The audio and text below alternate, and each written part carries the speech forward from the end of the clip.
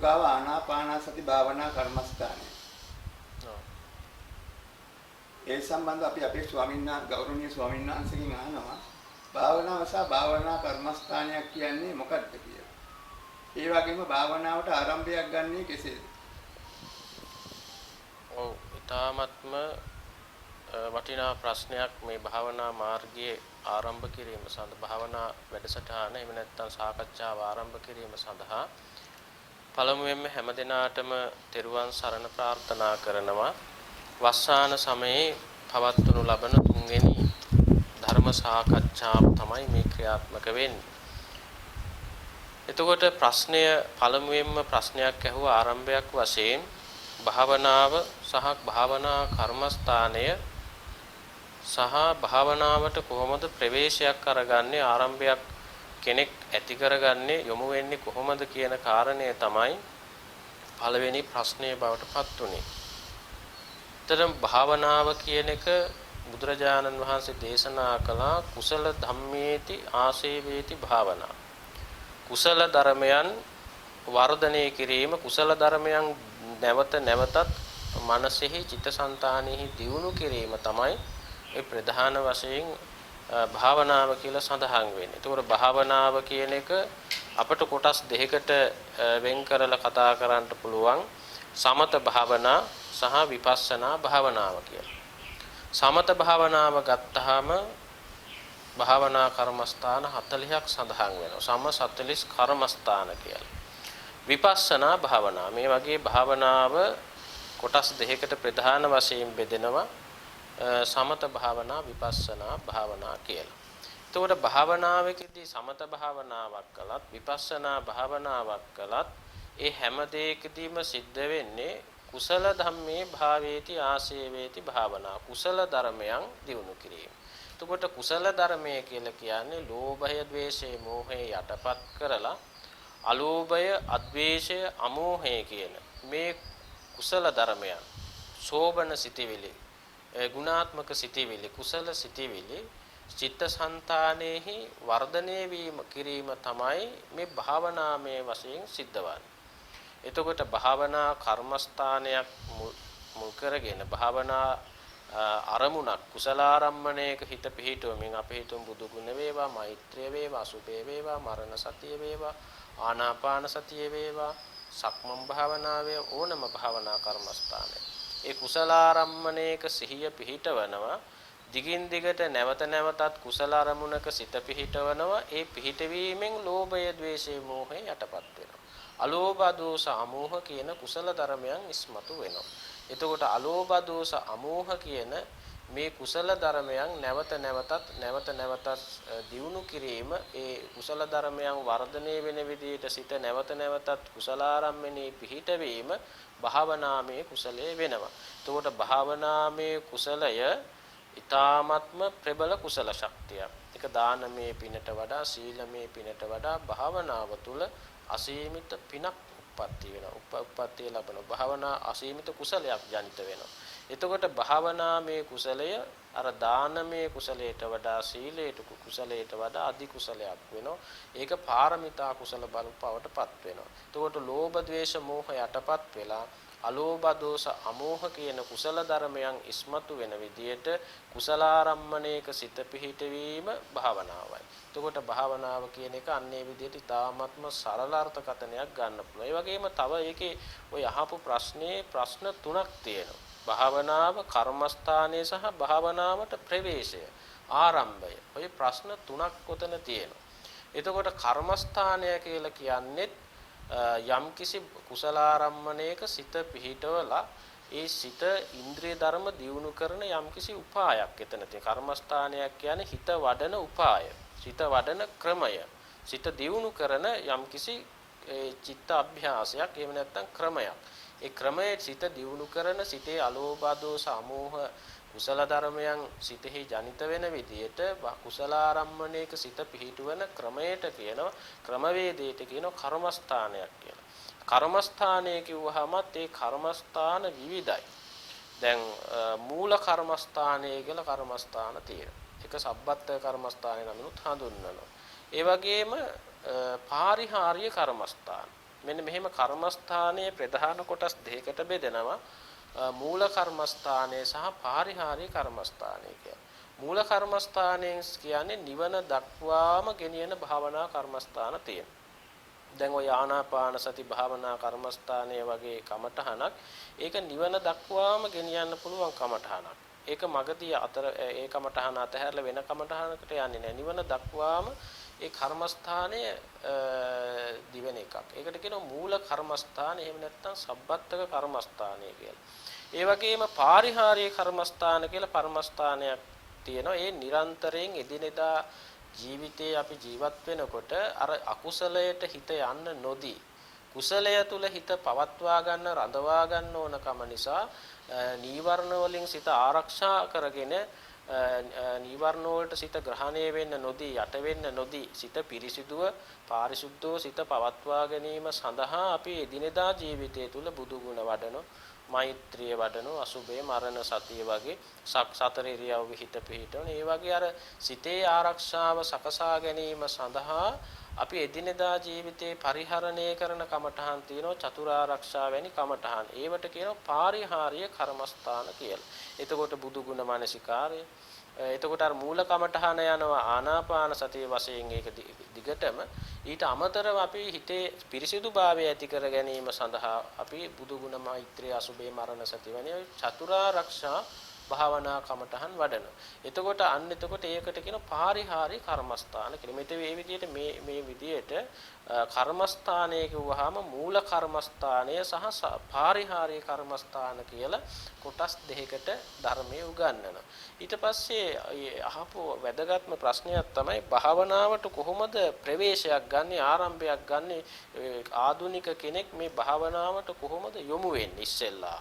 මේක ඊටාම් ප්‍රශ්නයක් හැම දෙනෙකුටම දැන් බොහෝ අය භාවනා කරන්නට බොහොම කැමතියි. කුසල ඡන්දේ තියෙනවා. භාවනා කරගන්න ඕනකම තියෙනවා. එහි ආනිසංස අහලා තියෙනවා. නමුත් ඒකට ප්‍රවේශයක් ගන්නෙ කොහොමද? ආරම්භයක් ගන්නෙ කොහොමද? කොතනින්ද අපි පටන් ගන්නෙ භාවනාව අපි ආරම්භ කරන්නේ කොහොමද කියන එක දැන් සමහර කෙනෙකුට ඒක තියෙන ප්‍රශ්නයක්. සමහර අයට තියෙන ප්‍රශ්නයක්. ඇත්තටම භාවනාව කියන එක ආරම්භ කරන්න ඕනේ බුදුරජාණන් වහන්සේ දැන් අපි හිතමු අද කතා කරන්නේ ආනාපාන සති භාවනා කර්මස්ථානය ගැන. එතකොට ආනාපාන සති භාවනාව කියන්නේ බොහොම වටිනා භාවනාවක්. මහා සතර සතිපට්ඨාන සූත්‍ර දේශනාවේ එතකොට ওই ආනන්ද සූත්‍රවල කිම්බිල සූත්‍රවල එතකොට ගිරිමානන්ද සූත්‍රය ආනාපාන සති සූත්‍රවල බුදුරජාණන් වහන්සේ මේ ආනාපාන සති භාවනාවට කොහොමද ප්‍රවේශයක් අරගන්නේ කොහොමද ආරම්භ කරන්න කියලා පැහැදිලි කරලා තියෙනවා. එතකොට මේ ආනාපාන සති භාවනාව ලෝකෙ විවිධාකාරයට උගන්වන අවස්ථාවක් තියෙනවා. එතකොට දැන් ලෝකේ භාවනා ක්‍රම ගත්තාම අද විවිධ ආචාර પરම්පරා වලට අනුව විවිධ ගුරුකුලවල මේ භාවනාව කියන එක විවිධාකාර විදියට උගන්වනවා. එතකොට ඒ ආචාර්යයන් වහන්සේලා පුරාණ ආචාර්යයන් වහන්සේලා ඒ භාවනා කරලා ඒ අධ්‍යක්ීම් මත ගොඩනැගිච්ච භාවනා ක්‍රම වේද තියෙනවා. දැන් ওই පාව භාවනා ක්‍රම වේදේ, මහාසී භාවනා ක්‍රම වේදේ, එතකොට අද ලෝක පුරාම පැතිරිලා තියෙන ගෝයින්කා භාවනා ක්‍රම වේදේ, ඒ වගේ භාවනා ක්‍රම වේද එතකොට ওই යෝග ක්‍රමවල විවිධ අනිත් ආගම් වල විවිධ භාවනා ක්‍රම උගන්වනවා. මේ ආනාපාන සතියත් විවිධාකාරයට උගන්වන තැන් තියෙනවා. ඉතින් අපට වැදගත් වෙන්නේ මේ බුදුරජාණන් වහන්සේ කොහොමද අපට මේ ආනාපාන සති භාවනාව දේශනා කරේ කියන එක අපි හොයලා බලන්න ඕන බුද්ධ දේශනාවට අනුව. එතකොට භාවනාවට ප්‍රවේශයක් අරගන්නකොට විශේෂයෙන් අපි ඉස්සෙල්ලාම බුද්ධ දේශනාවේ සඳහන් වෙනවා අරඤ්‍යගතෝවා රුක්කමූලගතෝවා ශුඤ්ඤාගාරගතෝවා නිසීදති පල්ලංකං ආභුජිත්වා උජුංකායම් පනිදාය පරිමුඛං සතින් උපට්ඨපෙත්වා සෝ සතෝ වස්ස සති සතෝ පස්ස සති එහෙම 16 ආකාරයකට යනවා. එතකොට ওই විදිහට ආනාපාන සතියේ ආරම්භය ගැන උතන සඳහන් වෙනවා. එතකොට එතන සඳහන් වෙනවා අරඤ්‍යගතෝවා රුක්කමූලගතෝවා ශුඤ්ඤාගාරගතෝවා. දැන් මෙතන දේශනා කරන්නේ මේ භාවනා කරන යෝගියාට සුදුසු පරිසරය ගැන. ආරණ්‍යයකට හෝ ශුන්‍යාගාරයකට ජන ශූන්‍ය තැනකට රුක් මුලක් යටකට හෝ ගිහිලා ඒ නිහඬ පරිසරයකට නිෂ්කාමී තැනකට ඒ කියන්නේ විෂභාග අරමුණු නැති ශබ්ද බද්ද අඩු නිහඬ පරිසරයක ශාන්ත පරිසරයකට යන්න ඕනේ. ඉතින් එවැනි පරිසරය කියන එක භාවනා කර්මස්ථානයක් දිගට කරගෙන යාම සඳහා පරිසරය වැදගත් වෙනවා. ඒ නිසා තමයි අර ජන ශූන්‍ය නිහඬ එතකොට විසභාග අරමුණු කියලා කියන්නේ ওই සිත ඇවිස්සෙන සිතේ කාමයේ ඇවිස්සෙන අරමුණු වැඩි නම් ද්වේෂයේ ඇවිස්සෙනවා නම් ඒ බාහිර අරමුණු වැඩි නම් එතකොට සිත විතරම විසිරෙන ස්වභාවයට සද්දබද්ද වැඩි ඒ වගේ තැනක ආදුනික කෙනෙකුට හිත එකඟ කරගන්න එක ලේසි පහසු නෑ. ඒ නිසා තමයි අර අරඤ්‍යගතෝවා රුක්කමූලගතෝවා ශුඤ්ඤාගාරගතෝවා කියලා නිහඬ තැනකට භාවනාවට උචිත යෝග්‍ය සුදුසු පරිසරයකට අපි යන්න උනන පරිසරය ගැන දේශනා කරනවා. ඊට පස්සේ දේශනා කරන ඉරියව්ව ගැන. භාවනාවට ඉරියව්වක් තියෙනවා. ඒ ඉරියව්ව ගත්තාම එතන සඳහන් වෙනවා පල්ලංකං ආභුජිත්වා උජුං කායම් පනිදාය. පරයන්කයක් බැඳගෙන උඩුකය ඍජුව තබා ගන්න කියලා කියනවා. ඔන්න ඉරියව්ව ගැන මේ කියන්නේ. කලින් සඳහන් කරේ භාවනාවට උචිත පරිසරය. ඊට පස්සේ භාවනාවට සුදුසු ඉරියව්ව භාවනා ඉරියව්වක් තියෙන විශේෂයෙන් මේ ආනාපාන සති භාවනාවට ඒ ඉරියව්ව සඳහන් වෙනවා පල්ලංකං ආභුජිත්වා උජුං කායම් පනිදාය පරයන්කයක් බැඳගෙන උඩුකය ඍජුව තබාගෙන වාඩි වෙන්න ඕන. ඒ පරයන්ක කිව්වහම දැන් කාන්තාවකට අර්ධ පරයන්ක බුදුරජාන් වහන්සේ අනුදැනවදාල්. පිරිමි කෙනෙකුට බද්ධ පරයන්කේ. ඉතින් මේ පරයන්ක දෙකේම ඉන්න බැරි නම් පොඩි පුටුවක වාඩි වුණාට ගැටලුවක් නැහැ. සරල තමන්ට පහසු විදියකට වාඩි වුණාට ඒක භාවනාවට උචිතයි. එතකොට වාඩි වෙලා උඩුකය ඍජුව තබා ගන්න ඕන. බොහෝ අය භාවනා කරන්නට යනකොට ඒ උඩුකය ඍජුව තබා ගන්නෑ බිත්ති වලට කණු වලට සේත්තු වෙලා අර සැප ඉරියව්වකට යනවා භාවනාවක් කරන්න. එතකොට විශේෂයෙන් ඒ තමන්ට වීරිය අඩු වෙලා භාවනාවට අර තීන මිද්දය සිතේ ඇකිලීම ඇති වෙලා භාවනා කරගන්න අපහසු වෙනවා. ඒ නිසා මේ උඩුකය ඍජුව තබා ගන්න ඕන, බෙල්ල කෙලින් තියා ගන්න ඕන, වම් අත උඩ දකුණු අත තියාගෙන දෙයස් අඩවන් කරගෙන ඒ භාවනාවට ඉරියව්ව සකස් කරගන්න. එතකොට එහෙම ඉන්නකොට ශරීරයේ ලේ ගමනේ හොඳට සිද්ධ වෙනවා. එතකොට ශරීරයේ වේදනාකාරී බව අඩු වෙනවා. එතකොට අර හොඳ නිවැරදි ඉරියව්වක ඉඳගෙන තමයි මේ භාවනාව කරන්නේ. ඉරියව්ව වැදගත් වෙනවා. ඒ නිසා භාවනාවට ප්‍රවේශයක් බලාපොරොත්තු වෙන ආරම්භ කරන්න උත්සාහවත් වෙන කෙනා ඒ පරිසරය ගැන සැලකිලිමත් වෙන්න ඕන. ඒ වගේම එයා භාවනාවේ ඉරියව්ව පිළිබඳව එයා සැලකිලිමත් වෙන්න ඕන. ඊළඟ කාරණේ තමයි වැදගත්ම කාරණේ. පරිමුඛං සතින් උපට්ඨපෙත්වා. අන්න ඒක ඊටාත්ම වැදගත්. දැන් පරිසරයේ හරි ඉරියව්ව සකස් කරගත්ත පරිමුඛං සතින් උපට්ඨපෙත්වා කියන්නේ සිහිය අභිමුඛව පවත්ව ගන්න ඕන. සිහිය අභිමුඛව පවත්ව ගන්නවා කියන්නේ මොකද්ද අභිමුඛං කියලා කියන්නේ? කතං පරිමුඛං නාසිකග්ගේවා මුඛ නිමිත්තේවා පරිමුඛං කියන එක සඳහන් කරනවා මේ නාසිකාවේ අග හෝ තොල් දෙක මත. මෙන්න මේ අවධානය හොඳට තේරුම් ගන්න ඕන. පරිමුඛං කිව්වහම නාසිකාවේ අග හිත පිටව ගන්න පුළුවන්, තොල් දෙක මත තමන්ගේ අවධානය තියා ගන්න පුළුවන්. එතකොට තමන්ට පහසු කොහොමද? දැන් තමන් භාවනා ඉරියව්වෙන් වාඩි වෙලා සිහිය පිහිටුව ගන්න ඕනේ තොල් දෙක මත හරි නාසිකාවේ අග හරි. අපි ඒකට කියනවා සති නිමිත්ත කියලා ධර්මයේ සඳහන් වෙනවා. එතකොට අයං සති උපට්ඨිතෝ හෝති සුපට්ඨිතෝ නාසිකග්ගේවා මුඛ නිමිත්තේවා මේ සිත පිහිටුවා ගත්තේ වෙනවා මනාකොට පිහිටුවා ගත්තේ වෙනවා කොහේද? නාසිකාවේ අග හා තොල් දෙක මත. නාසිකාවේ අග පහසු කෙනා නාසිකාවේ අගට අවධානය යොමු කරගන්න. තොල් දෙකට අවධානය යොමු කරගෙන ඉන්න පුළුවන් කෙනා පහසු කෙනා තොල් දෙකට අවධානය යොමු කරගන්න. එතකොට දැන් පරිසරය ශාන්ත දාන්ත පරිසරයක් වෙන්න ඕන. ඉරියව්ව අර විදියට නිවැරදි ඉරියව්වෙන් ඉන්න ඕන. එතකොට උඩුකය ඍජුව තියාගෙන වම් අත උඩ දකුණු අත තියාගෙන දැස් අඩවන් කරගෙන පරිමුඛං සතින් උපට්ඨපෙත්වා සිහිය අභිමුඛව තබා ගන්නට ඕන. එතකොට ඇයි මේ සිහිය අභිමුඛව තබා ගන්න?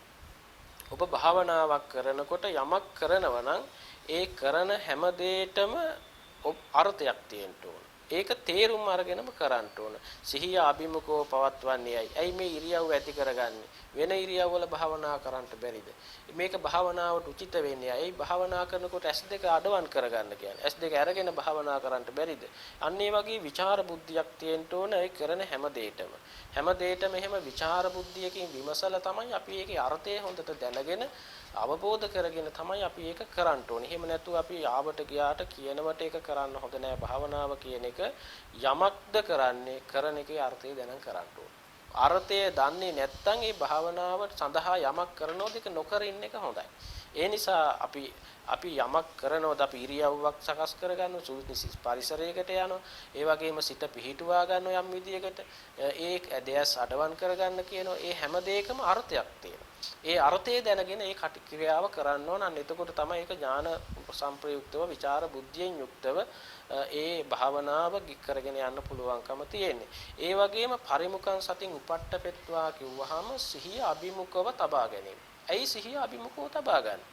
ওই සිහිය නාසිකාවේ අග හරි තොල් දෙක මත හරි පිහිටුවා ගන්න කියන්නේ ඇයි? දැන් බලන්න අපේ සිත සාමාන්‍යයෙන් අපේ හිත විසිරෙන හිතක්. හැම මොහොතකම අරමුණෙන් අරමුණට විසිරී පවතින මානසිකත්වයක තමයි අපි හැම මොහොතකම ජීවත් වෙන්නේ. අතීතයට හිත යනවා, අනාගතයට යනවා, බාහිර දේවල් ගැන කල්පනා වෙනවා. මේ වගේ විසිරිච්ච මානසිකත්වයක තමයි අපි හැම මොහොතකම අපේ මනස පවතින්නේ. එතකොට විසිරෙන මනසකට මේ ආස්වාස ප්‍රස්වාස දකින්න බෑ. ඒ නිසා අපට සිද්ධ වෙනවා මේ හිත වර්තමානෙට ගන්න සිද්ධ වෙනවා. වර්තමානෙට මේ ගත වෙන මොහොතට මේ සිත එකතු කරගන්න වෙනවා. වර්තමානට හිත ගන්න ඕන. ඉතින් වර්තමානෙට හිත ගන්න ඕන නිසා අපි කරන උපායක් තියෙනවා. වර්තමානට හිත ගැනීම සඳහා කළ යුතු උපාය තමයි අර නාසිකාව අග හරි තොල් දෙක මත හරි සිහි කරගන්න කියන්නේ. එතකොට තොල් දෙක නාසිකාවේ අග සිහි කර ගැනීමෙන් අපි බලාපොරොත්තු වෙන්නේ මොකද්ද? අතීතයෙන් හිත මුදවල වර්තමානයට ගැනීම. අනාගතයට දුවන හිත අනාගතයෙන් හිත දුවන එක වළක්වගෙන වර්තමානයට ගැනීම. බාහිර අරමුණු ඔස්සේ හිත දුව යන එක. එතකොට හිතට මැවෙන චිත්ත රූප ඔස්සේ හිත විසිරෙන එක. මේ හැම දෙයකින්ම හිත මුදවලා වර්තමානයේට හිත ගැනීමට කරන උපාය තමයි තොල් දෙක හරි නාසිකාව අග හරි සිහි කරගන්න කියලා බුදුරජාණන් වහන්සේ දේශනා කළා. එතකොට එතන සිහිපත් කරගත්තාම අතීත අනාගත බාහිරයෙන් හිත මිදිලා හිත වර්තමානෙට එනවා. මේ වර්තමාන මොහොතට හිත එනවා. වර්තමාන හිත ආවම ඒකට කියනවා සතිය කියලා. සති නිමිත්ත කියලා. එතකොට අන්නේ සති නිමිත්ත උපයගෙන තමයි අපි කර්මස්ථානෙට යන්නේ. සති නිමිත්ත නැතුව කර්මස්ථානයක් මෙනෙහි කරන්න බෑ. භාවනා කමඨහනක් මෙනෙහි කරන්න බෑ. සතිය උපය ගන්න ඕන ඉස්සෙල්ලා. සතිය හදා ගන්න ඕන. සති නිමිත්ත ගොඩනගා ගන්න ඕන. ඒ සති නිමිත්ත තුලට සිත ගත්තාම සති සිහිය උපදව ගත්තාම අතීත අනාගත බාහිරින් හිත මිදෙනවා. ඒ වර්තමානෙට හිත එනවා සම්මත ක්‍රමයට. වර්තමානයේ සිත ආවහට පස්සේ තමයි අපිට භාවනා කර්මස්ථානයක් මෙනෙහි කරන්න පුළුවන්කම තියෙන. එතකොට වර්තමානයේ සිත ආවට පස්සේ අපි අර තොල් දෙක මත හිත පිහිටුවාගෙන ඉන්නකොට එයාට ස්වභාවයෙන්ම નિરાයාසයෙන්ම මේ උස්ම රැල්ල උඩට යන එක පහළට යන එක ප්‍රකටයි. අහිතාමත ආස්වාස ගන්න ඕන හෙලන්න ඕනේ නෑ. වර්තමානයේ තොල් දෙක මත නාසිකාවේ අග තමන්ගේ අවධානය රඳව ගත්තාම ස්වභාවයෙන්ම එතනින් ඉහළට යන හුස්ම රැල්ල ප්‍රකටයි. ඒක નિરાයාසයෙන් ප්‍රකට වෙන එක. හුස්ම රැල්ල පහළට ගියා නම් පහළට ගිය බව ප්‍රකටයි. මෙන්න එතකොට අන්නසෝ සතෝ අස්ස සති සතෝ පස්ස සති. සිහියෙන්ම ආස්වාස කරයි සිහියෙන්ම ප්‍රාස්වාස කරයි. එතකොට තොල් දෙකට තමයි අවධානය යොමු කරගෙන හිත වර්තමානයට අරගෙන සිහියෙන් බලාගෙන ඉන්න එක තමයි කරන්නේ. සිහියෙන් බලාගෙන ඉන්න. සිහියෙන් වර්තමානයේ තුල හිත දිහා බලාගෙන ඉන්නකොට වර්තමානයේ තුල තොල් දෙකට අවධානය යොමු කරගෙන ඉන්නකොට මේ මනසේ තියෙන ආවේග සිත විසිරෙන හැටි, සිත බාහිරට යන හැටි, සිත අසතිමත් වෙන හැටි, සතිමත් වෙන හැටි, සිතේ තියෙන සෙල්ලම් ටික ඔක්කොම බලා ගන්න පුළුවන්කම තියෙනවා සිතුවිලි ටික. එතකොට අන්න ඒක තෝරගන්න පුළුවන් වෙන්නේ සිහිය එලවගත්ත කෙනෙකුට. එතකොට සිහිය එලවගත්ත කෙනෙකුට තමයි මේ මනසේ ස්වභාවය තේරුම් ගන්න පුළුවන්කම තියෙන්නේ. ඒ නිසා අපි ඉස්සෙල්ලාම මේ භාවනාව කිව්වහම ওই ප්‍රධාන වශයෙන් ওই භාවනාව කොටස් තුනකින් උගන්වන්නේ. දැන් ඉස්සෙල්ලාම ආනාපාන සතිය තමයි වඩන්නේ. මේ කියන්නේ සතිමත් වෙන අවස්ථාව.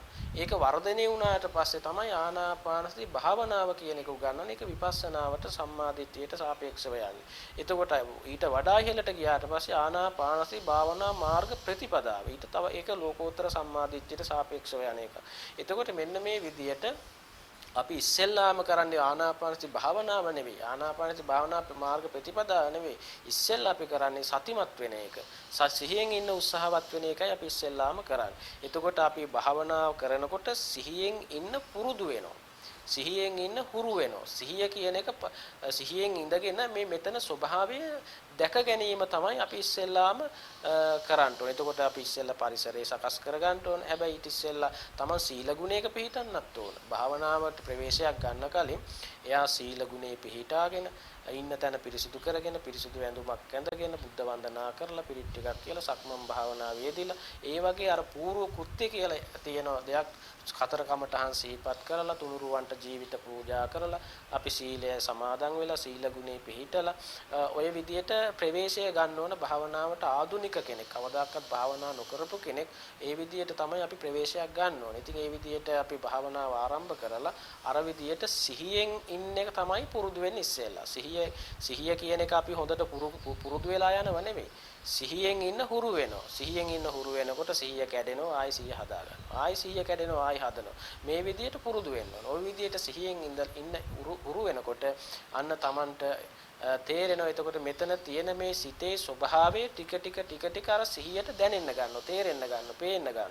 එතකොට අන්න සිහිය වර්ධනය කරගත්තාට පස්සේ තමයි යාට භාවනා කර්මස්ථානයේ දිගට කරගෙන යන්න පුළුවන්කම ලැබෙන්නේ. එතකොට ආරම්භයේදී යෝගාවචරයා සිද්ධ කරන්නේ මේ භාවනා ඉරියව්ව හදාගෙන සුදුසු පරිසරයකට ගිහිල්ලා සීල ගුණයක පිළිපදාගෙන අර පරිමුඛං සතින් උපට්ඨපෙත්තා සිහියාභිමුඛෝ තබාගෙන සිහියෙන් ඉන්න හුරු වෙනවා භාවනා කමඨහනත් එක්ක.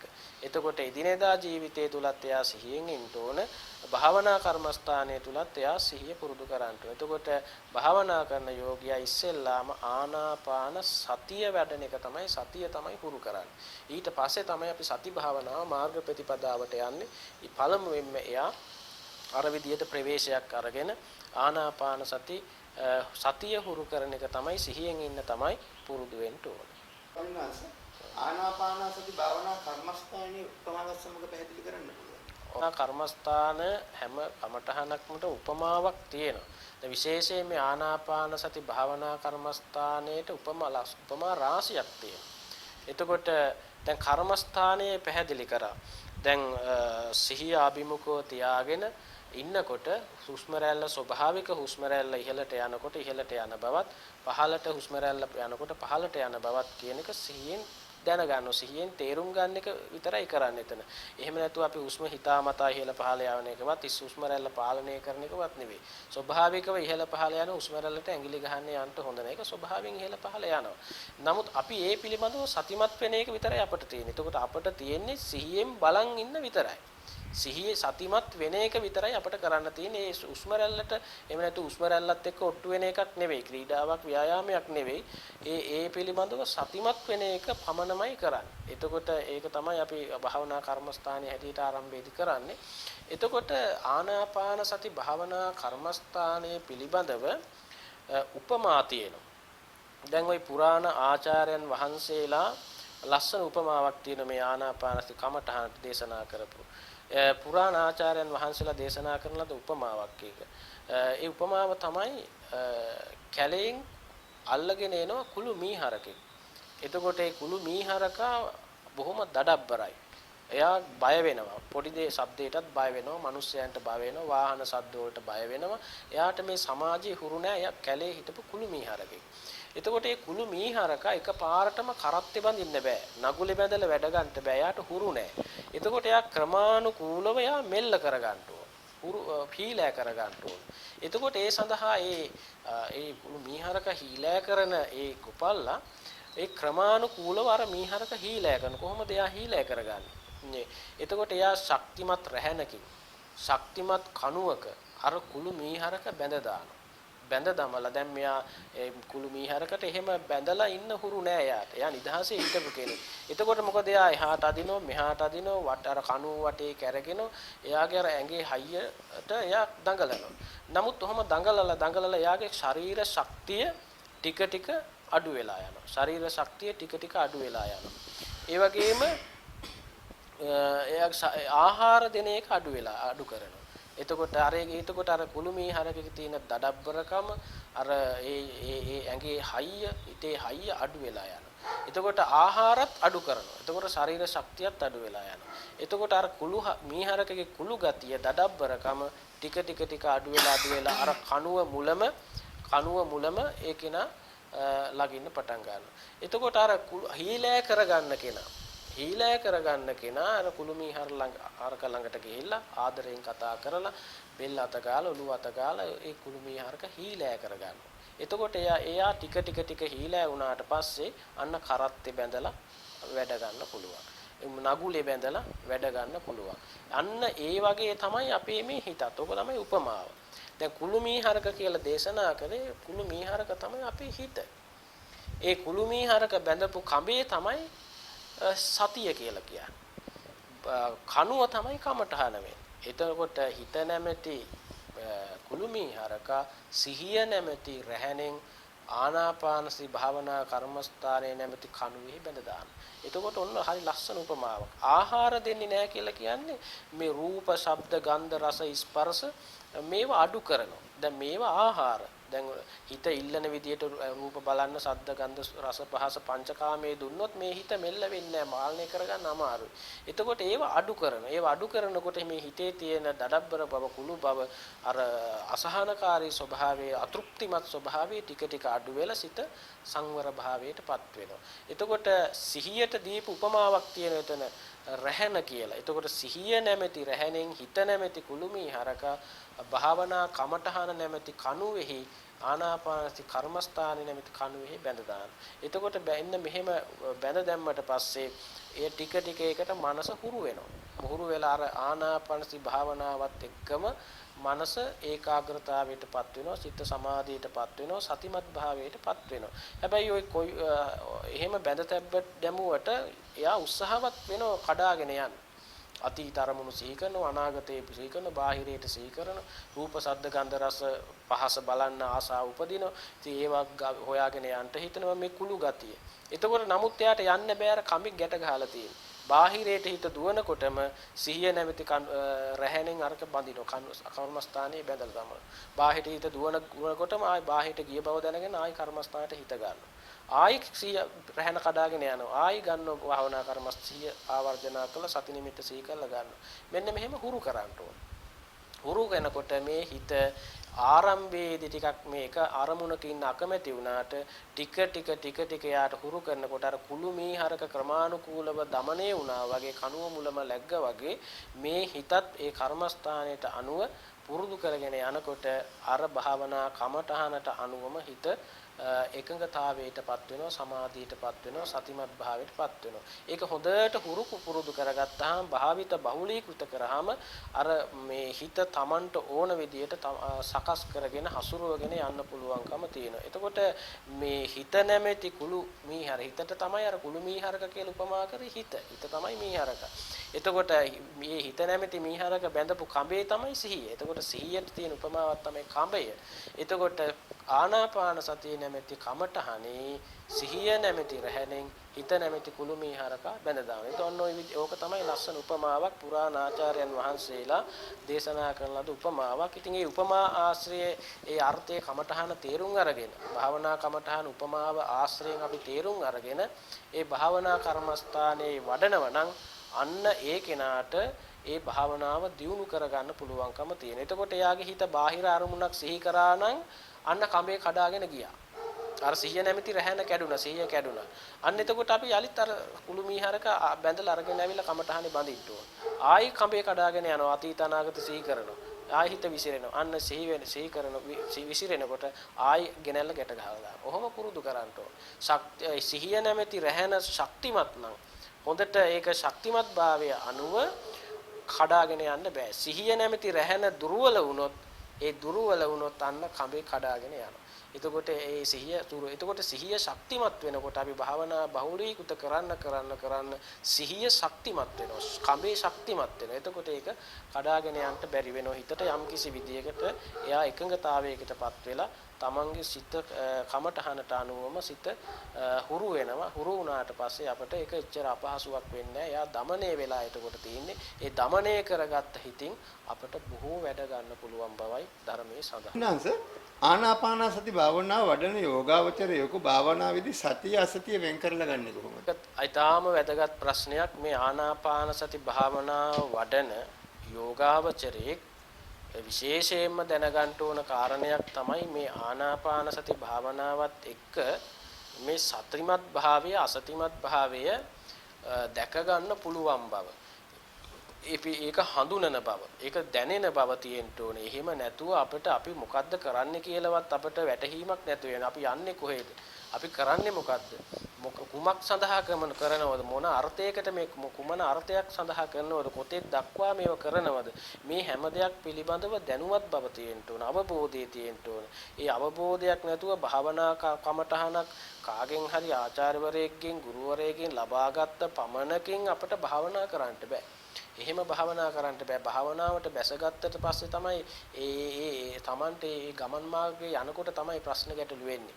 එතකොට ඒ සතිමත් භාවය අසතිමත් භාවය Taman තුලින් Tamanට වෙන් කරලා කමඨහනත් එක්ක දක ගන්න පුළුවන් නම් භාවනා කමඨහනෙන් Taman පිට පනිනකොට වෙනත් අරමුණකට යනකොට සිහිය නොමග යනකොට වැරදි මාර්ගයකට හැරිච්ච බව Tamanට හඳුනා ගන්න පුළුවන්කම තියෙනවා. නැත්තම් එයා වැරදි අරමුණක් අරගෙන සමාලාට පැය ගණන් මෙනෙහි කරලා අන්තිමට පරයන්කින් ඉඳගෙන භාවනා කරලා තියෙන්නේ මේ වෙන මනස්ගතයක් තමයි කරලා තියෙන්නේ. මනෝවිකාරයක් තමයි කරලා තියෙන්නේ. සිහිය වෙනුවට අසතිය තමයි වඩලා තියෙන්නේ.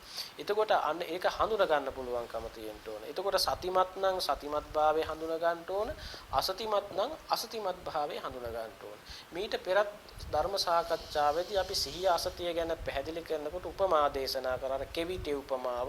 එතකොට ওই චප්පානක කියන සූත්‍ර දේශනාවේ සතිය අසතිය කියන ධර්මතාවය ගොඩ නැගෙන හැටි මීට පෙර සාකච්ඡාවල අපි සිද්ධ කළා. දැන් මේ අද ওই සඳහන් කළ උපමාවෙත් ඒ සතිය කියන එක රැහැනකට උපමා කළා. සතිය කියන්නේ රැහැනක් වගේ කඹයක් වගේ.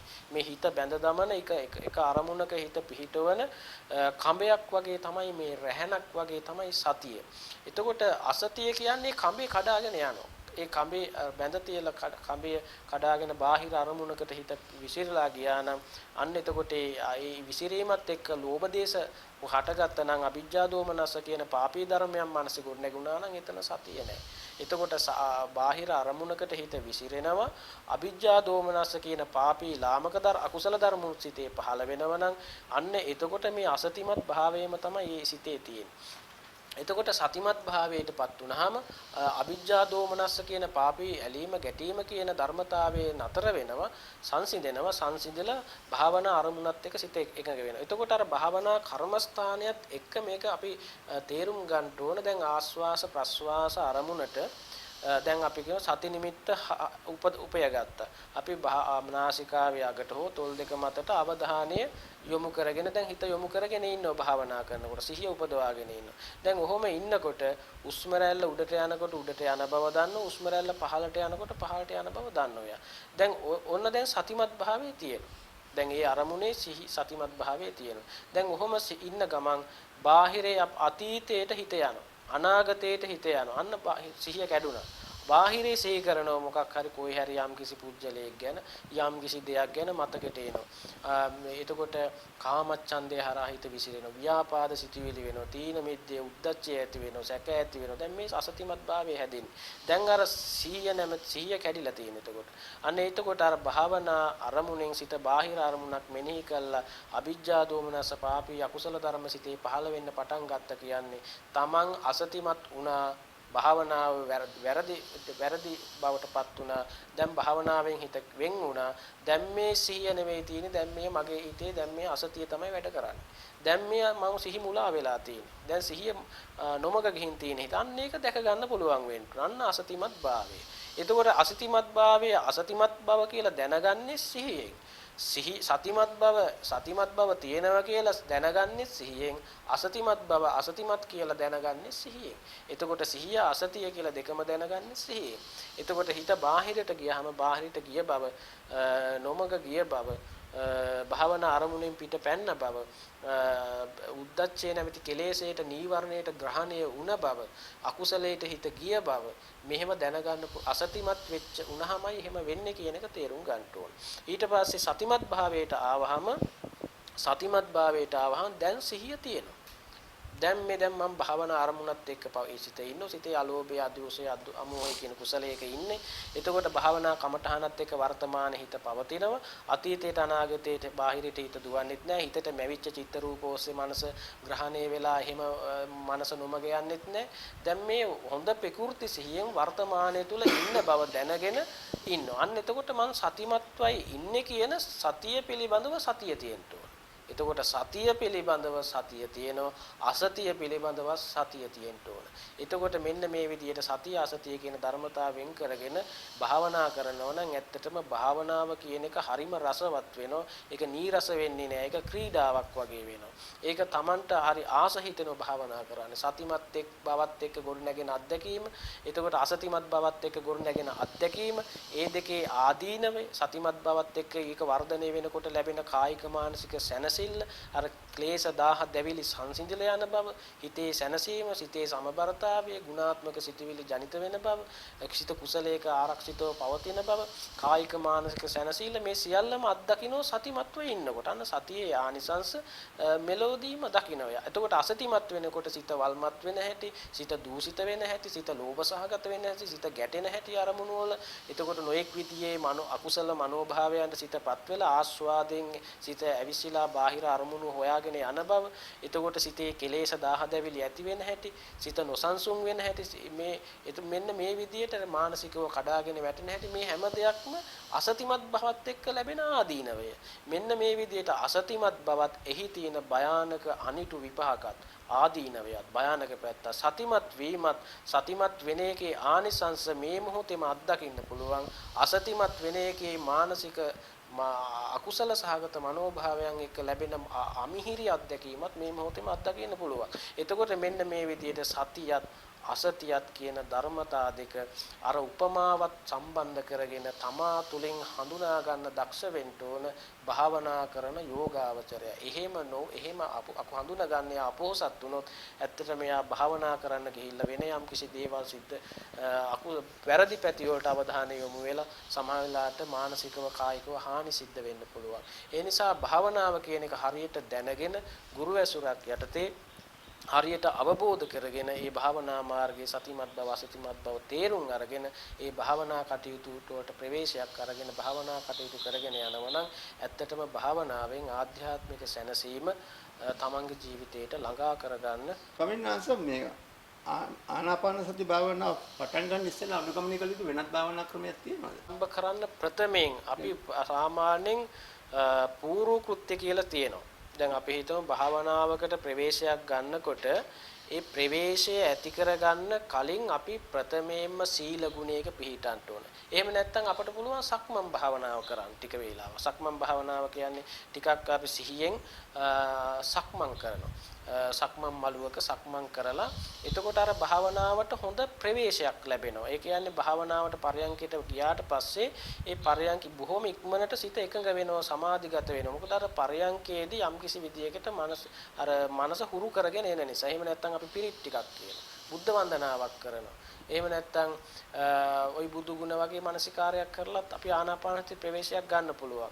එතකොට ඒ භාවනාවට යන්න කලින් තුනුරුවන්ට ජීවිත පූජා කරලා සසරදී ආර්ය උපවාදයක් අපට සංසාරදී වෙලා තියෙනවා නම් ඒ සියලු ආර්ය උපවාදයට ආර්යයන් වහන්සේලා සමා කරවගෙන තුනුරුවන්ට ජීවිත පූජා කරලා සීලේ පිරිසිදු කරගෙන සීල ගුණේ පිළිහිටලා අපි ඒ විදිහට ප්‍රවේශයක් වශයෙන් අපට පූර්ව කෘත්‍යයක් වශයෙන් අරගන්න පුළුවන්. ඉතින් ඔතේ පූර්ව කෘත්‍යය સિદ્ધ කරන්න ඕනේ භාවනාවට ආධුනික කෙනෙක්. එහෙම නැත්නම් භාවනාව හොඳට හුරු වෙච්ච කෙනෙකුට නම් දැන් ඒ හුරු වෙච්ච කෙනා සාමාන්‍ය ජීවිතෙත් එයා භාවනාවෙන් තමයි ඉන්නේ. සිහියෙන් ඉන්නේ. එයාට 아무තු පූර්ව කෘත්‍යයක් ඕනේ නැහැ. එයාට ගිහිල්ලා වාඩි වෙන ගමන් ඒ භාවනා වාඩි වෙලා කරන එකෙත් අර සතර ඉරියව්වේ දිනදා ජීවිතේ ජීවත් වෙන හැටිත් එයාට වෙනසක් නැහැ. එයා සතර ඉරියව්වෙන් භාවනාවෙන් ඉන්නේ. 아무තු පූර්ව කෘත්‍යයක් එයාට අවශ්‍ය වෙන්නේ නැහැ. නමුත් අර සතර ඉරියව්වෙම අපි භාවනාව නොකරන නිසා භාවනාවට විශේෂ කාලයක් වෙන් කරගෙන භාවනා කරන නිසා අපිට සිද්ධ වෙනවා ටික පෑ භාගයක් විතර සක්මන් කරලා ටිකක් ඒකට හිත හදා ගන්න. එහෙම පූර්ව කෘත්‍ය කරලා බුදුන් වැඳලා පිරිත් කියලා ඒකට යම්කිසි විදියකට පෙර ක්‍රමානුකූලව සූදානම් වෙනවා අර භාවනාවට. ඒක කරන්න එහෙම කරන්න වෙන්නේ භාවනාවට ගොඩක් ආධුනික කෙනෙක් මිසක් භාවනාවට හුරු වෙච්ච කෙනෙක් භාවනා ජීවිතේ භාවනාව ප්‍රායෝගික ජීවිතයට එකතු කරගත්ත කෙනෙකුට ඇත්තටම පූර්ව කෘත්‍යයක් අවශ්‍ය නැහැ. එයාට හැම මොහොතකම වාඩි වුණා කියලා විශේෂයකුත් නැහැ. එයා නිකන් කතා කරගෙන ඉන්නකොට සිහියෙන් ඉන්නේ. භාවනාවට වාඩිනකොට එයා සිහියෙන් ඉන්නේ. ඒ අමුතු පූර්ව කෘත්‍යයක් මූලින් කරන්න ඕන කමඨාන වැඩිමක් එයාට අවශ්‍ය වෙන්නේ නැහැ. එයා පරයන්කේ ඉන්නකොට සාමාන්‍ය දිනදා ජීවිතේ ඉන්නකොට සතියෙන් ඉන්නේ. එහෙවෙනි කෙනෙකුට පූර්ව කෘත්‍යයක් ඇත්තටම අවශ්‍ය වෙන්නේ නැහැ. ඒ වගේම භාවනාවට ප්‍රවේශ ආධුනික කෙනෙක් තමයි අර විදියට පූර්ව කෘත්‍ය කරලා ක්‍රමානුකූලව ඒ භාවනා කර්මස්ථානයට එන්නේ. එතකොට ඒ වගේ අර අපට ආධුනික කෙනෙකුට පුළුවන් විශේෂයෙන් අර පාරිහාරීය කර්මස්ථාන කියලා තියෙනවා. ඒ පාරිහාරීය කර්මස්ථාන වලින් බුදු ගුණ සිහිපත් ටිකක් වඩනවා. ඒතකොට බුදු ගුණ සිහි කරලා බුද්ධාලම්මන ප්‍රීතිය සද්ධාව අවදි කරගන්න. ඒ වගේම වීරිය භාවනාවට අරතිය වගේ තියෙනවා නම් කම්මැලිකම උදාසීනකම නීරස බව පසුබසින ස්වභාවයේ තියෙනවා නම් ඒ භාවනාවට අරුචියක් වගේ තියෙනවා නම් අකමැත්තක් වගේ ඕනකමක් නැති බවක් එතකොට එයාට වීරිය අඩු වෙලා තියෙනවා. අන්න එතකොට එයාට වීරිය දනවන විදියට මරණ සතිය සිහි කරලා සංවේග වස්තු සිහි කරලා වීරිය උපදව ගන්න පුළුවන්. එතකොට අන්න ඒ වගේ සද්ධාව උපදවගෙන භාවනා කර්මස්ථානයේ හොඳට මෙනෙහි කරලා ඒ විදිහට හරි මානසික පසුබිම යාට ගොඩනගාගෙන භාවනාවට ප්‍රවේශ වෙනවා නම් ආධුනික කෙනෙක් එයාට ගොඩක් පහසුවක් ලැබෙනවා කර්මස්ථානයත් එක්ක ඒ භාවනා කමඨහන භාවිත බහුලීකృత කරමින් ඉස්සරහට ගෙනියන්න ඒ පෙර ඇති කරගන්න මානසික පසුබිම එයාට උපකාර වෙන බව සිහිපත් කරන්න පුළුවන්. ස්වාමීන් වහන්සේ සසරේදී ආර්ය උපවාදයක් වෙලා තියෙනවනම් ඒක මග අරගන්නේ කොහොමද? ඇත්තටම ආර්ය උපවාදයක් සංසාරේදී වෙලා තියෙනවා නම් එයා කරන්න ඕනේ සමා කරව ගැනීමයි. එතකොට සමා කරව ගන්න එක තමයි අපි පූර්ව කෘත්‍ය සඳහන් වෙන්නේ අනන්ත සසර පටන් ගත වෙන මේ මොහොත දක්වා බුදුපසේ බුදුමහරහතන් වහන්සේලාට ආර්ය උත්තමයාට මගින් දැන හෝ නොදැන යම් වරදක් සිදු වෙලා තියෙනවා නම් අනන්ත සසර පටන් මේ මොහොත දක්වා ඒ සියලු වරදට මට සමා වෙනසේක්වා බුද්ධ රත්නයේට ධර්ම රත්නයේට සංඝ රත්නයේට මාගේ ජීවිතේ පූජා වේවා කියලා අන්න ඒ විදිහට සමා කරවගෙන තුනුරුවන්ට ජීවිත පූජා කරලා සද්ධා ගෞරවයේ උපදවාගෙන සිදු වරදට සමා කරවගෙන සියලු මට යම් කිසි වරදක් යමකින් සිද්ධ වුණා නම් ඒ සියලු කට්ටියට සත්වයට මම සමාව දෙනවා. මගෙන් වරදක් වුණා නම් යම් කිසි කෙනෙකුට දැන හෝ නොදැන ඒ සියලු සත්වයන්ගෙන් මට සමා කරව ගන්න. සමාව ඉල්ලනවා. එතකොට ඒ විදිහට අර මනස පිරිසිදු කරගෙන සත්නත්‍රයට ජීවිත පූජා කරලා භාවනා පටන් ගත්තා නම් අපට සංසාරෙදී හෝ මෙලෙවදී හෝ යම් කිසි ජීවිතයක ආර්ය උපවාදයක් තියෙනවා නම් අපි ඒකෙන් නිදහස් වෙනවා. අපේ මනස ඒක අපට බාධාවක් වෙන්නේ නැහැ. ඊට පස්සේ භාවනාවට අපට නිරුපද්දිතව භාවනා කමඨහන වඩන්න අවකාශ ලැබෙනවා. ඊටාම් වැදගත් ප්‍රශ්නයක්. ඇත්තටම පංච නීවරණ කියන එක භාවනා වඩන යෝගාවචරයෙකුට ඉන්න සතුරු 5 දෙනෙක් වගේ. ඒ කෙලෙස් ධර්ම 5ක් නීවරණ නිවන ආවරණය කරන නිවන් මඟ අහුරන භාවනා කරන යෝගියෙකුට හතුරු 5 දෙනෙක් වගේ ඉන්න ක්ලේශ ධර්ම 5ක් තමයි ওই නීවරණ ධර්ම කියන්නේ. අකුසල මනෝභාව සිටිවිලි මානසික ස්වභාවය. එතකොට යෝගාවචරයේ අනිවාර්යයෙන්ම තේරුම් ගන්න ඕන භාවනා කරන්න පටන් ගත්තාම මේ පංච නීවරණ ඉදිරිපත් වෙලා මේ තමන්ගේ භාවනාව කඩාකප්පල් කරනවා විනාශ කරනවා. මේකට මුහුණ දෙන්න වෙනව හැම කෙනෙකුටම. මේ පංච නීවරණත් එක්ක සටන් නොකර මේ ගමන යන්න බෑ. ඒ සටනට සටන් කරන්න වෙනෝ ඒ කෙලෙස් ධර්ම පහත් එක්ක. එතකොට මේ භාවනා කරන යෝගාවචරය තේරුම් ගන්න ඕන භාවනා කමඨහන වඩනකොට මේ පංච නීවරණ වලින් හිත සුද්ධ කරගෙන ඒ පංච නීවරණයන්ගේ හිත පිරිසිදු කරගෙන ඉවත් කරගෙන පංච නීවරණයන්ගේ හිත මුදවගෙන ඒවට අසු නොවි මේ භාවනා කමඨහන දිගට කරගෙන යන්නේ කොහොමද කියන එක පිළිබඳව ඒ යෝගාවචරයට ඇත්තටම හොඳ දැනුමක් අවබෝධයක් දැක්මක් තියෙන්න ඕන. ඒ ප්‍රධාන වශයෙන්ම අර සතිමත්ව ඉන්න කෙනාට නීවරණ ඒ කෙනාට හඳුනා ගන්න පුළුවන් වෙනවා. දැන් නීවරණ පහක් තියෙනවානේ. කාමච්ඡන්දේ, ව්‍යාපාදේ, තීන මිද්දය, උද්ධච්ච කුක්කුච්ච, විචිකිච්ඡා කියන මේ පංච නීවරණ ධර්මයන් භාවනා කරනකොට මනසට භාවනා කරනකොට නේ භාවනා නොකරන අයත් ওই පංච නීවරණ තුල තමයි ඉන්නේ. ඒතකොට පංච නීවරණ කියන්නේ සම්පූර්ණ අකුසල්. අකුසල රාශිය අකුසල ගොඩ කියලා ධර්මයේ සඳහන් වෙන්නේ. එතකොට ආ පංච නීවරණ බලවත් වීම තුල තමයි මේ දස අකුසලයට පවා කෙනේ පස්පව් දස අකුසල වලට පවා යන්නේ. එතකොට මේ නීවරණ සංසිඳවගෙන නීවරණ වලට විරුද්ධව කරන කටයුත්තක් තමයි මේ භාවනාව කියලා කියන්නේ. එතකොට භාවනා කරන යෝගියාට පුළුවන්කම තියෙන්න ඕන නීවරණ ධර්මයකට තමන්ගේ මනස සිත නීවරණ කමඨහන නීවරණයකින් වහගත්තා නම් නීවරණයකින් වහගත්ත සැනින් ඒ නීවරණය හඳුනා ගන්නත් පුළුවන්කම තියෙනවා. එතකොට අපි හිතමු කාමච්ඡන්දයෙන් හිත වහගත්තා. ව්‍යාපාදයෙන් වහගත්ත හිත. තීන මිද්දයෙන් වහගත්තා. උද්ධච්චයෙන් වහගත්තා. විචිකිච්ඡාවෙන් වහගත්තා. එතකොට සම්පූර්ණ භාවනාව එතනින් එහාට යන හිටිනවා. එතනින් එහාට වැඩෙන්නේ නැහැ. සම්පූර්ණ එතකොට නීවරණ වලට ග්‍රහණය වෙලා තියෙන්නේ. එතකොට එයා දැනගන්න ඕන නීවරණෙත් මොන නීවරණෙත් දැන් මගේ මනස වහගෙන තියෙන්නේ යට කරගෙන තියෙන්නේ. එතකොට මේ නීවරණය කොහොමද හටගත්තේ? කොහොමද මානසික නීවරණයේ ගොඩ නැගෙන්නේ? නීවරණයෙන් මම ගැලවෙන්නේ කොහොමද? මේකෙන් මුදව ගන්නෙ කොහොමද? ඒ සඳහා කළ යුතු උපාය මොකක්ද? මෙන්න මේ වගේ ඒ නීවරණ පිළිබඳවත් එහි හටගන්න ආකාරයත් එහි මිදෙන ඇටිත් ඒ මිදෙන උපායත් මෙන්න මේ කරුණු කාරණා පිළිබඳව හොඳ අවබෝධයක් ඒ භාවනා කරන යෝගියාට තියෙන්න ඕන. එහෙම නොවුනොත් එයාට කවදාකවත් නීවරණ ජය ගන්න බෑ. එයා හැමදාම නීවරණ වලට පරදිනවා. ඉතින් කාමච්ඡන්දේ ආපු ගමන් ඒකට පරදිලා තමන්ගේ භාවනා මාර්ගයේ සම්පූර්ණ එතනින් යන හිටින වැටෙනවා. වෙනතකට යොමු වෙනවා. ඒ වගේම ව්‍යාපාදයට අහුණ ගමන්ම සම්පූර්ණයෙන් භාවනා මාර්ගයේ යන හිටලා වෙනම මානසික මනෝභාවයක් එක්ක යා නොමග යනවා. මෙන්න මේ විදිහට අපි උදාහරණයක් වශයෙන් ගත්තොත් අපි හිතමු කාමච්ඡන්දයට හිත කොහොමද ග්‍රහණය වෙන්නේ යෝගාවචරයේකුගේ. දැන් අපි භාවනා කර්මස්ථානයේ තුල ඉන්නකොට එයාට සිහි වෙනවා ප්‍රියමනාප රූප, ප්‍රියමනාප ශබ්ද, ප්‍රියමනාප ගන්ධ සුවඳ, ප්‍රියමනාප රස පහස සිහි වෙනවා. මේ පංචකාමයේ සිහිවත් වෙනවා. එතකොට මේ පංචකාමයේ සිහිපත් වෙලා සංකල්පමය වශයෙන් ඒවට ආස්වාදයෙන් බැඳිලා ඒවා මානසිකාරය කරන්න පටන් ගන්නවා. ඒවා විතර්ක කරන්න පටන් ගන්නවා. එතකොට අර රූප ශබ්ද ගන්ධ ප්‍රියම වූ මනාපෝ ඒ රූප ශබ්ද ගන්ධ රස ස්පර්ශ ඒ කාම අරමුණු කාම නිමිතිත් එක්ක කාම විතර්ක කාම සංකල්පනා යා ගොඩ නගනවා. එතකොට භාවනා කර්මස්ථානයේ අතහැරිලා අර කාම සංකල්පනා වලට මනස හැරෙනවා. එතකොට හැරුණට පස්සේ යා කාම විතර්ක කරමින් කාම සංකල්පනා ගොඩ නගමින් කාමච්ඡන්දේ නැමැති නීවරණයට ග්‍රහණය කළ වෙලා සිත නොමග යනවා. අන්න සිත භාවනා ආරමුණේ පිටපයින්. එතකොට දැන් එයාගේ සිතේ කුසලයේ නේ වැඩෙන්නේ අකුසල. දැන් වැඩෙන්නේ අකුසලයේ. අන්න අකුසලයට වැටුණ භාවනා මාර්ගයෙන් පිටපැන. අන්න ඒ එතකොට දැන් එයා දැනගන්න ඕනේ අවස්ථාවේදී මේ කාමච්ඡන්දේ නීවරණයයි කියන එක සිහියෙන් හඳුනා ගන්න ඕනේ. එතකොට මේ නීවරණයේ මනසේ හැදුනේ කොහොමද? හටගත්තේ කොහොමද? මනසේ මේ නීවරණේ ගොඩ නැගුණේ කොහොමද?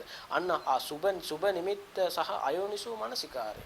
මේ සුබ නිමිත්තත් එක්ක අයෝනිසෝ මනසිකාරයත් එක්ක සංකල්පමේ වශයෙන් මේ ආස්වාදයෙන් වැහිලා ආස්වාදයෙන් තමයි මේ අරමුණේ පටලැවිලා යන්නේ. එතකොට එයා කාමයන්ගේ ආස්වාදයේ ආදීනවේ නිස්සරණය බලලා අන්න ඒක තමයි උපාය. එතකොට එයා කාමයන් අවබෝධ කරගන්න ඕන. ආස්වාදයේ බොහොම අල්පයි ස්වල්පයි ෂණිකයි. ඒකේ ආදීනවේ මෙහෙමයි.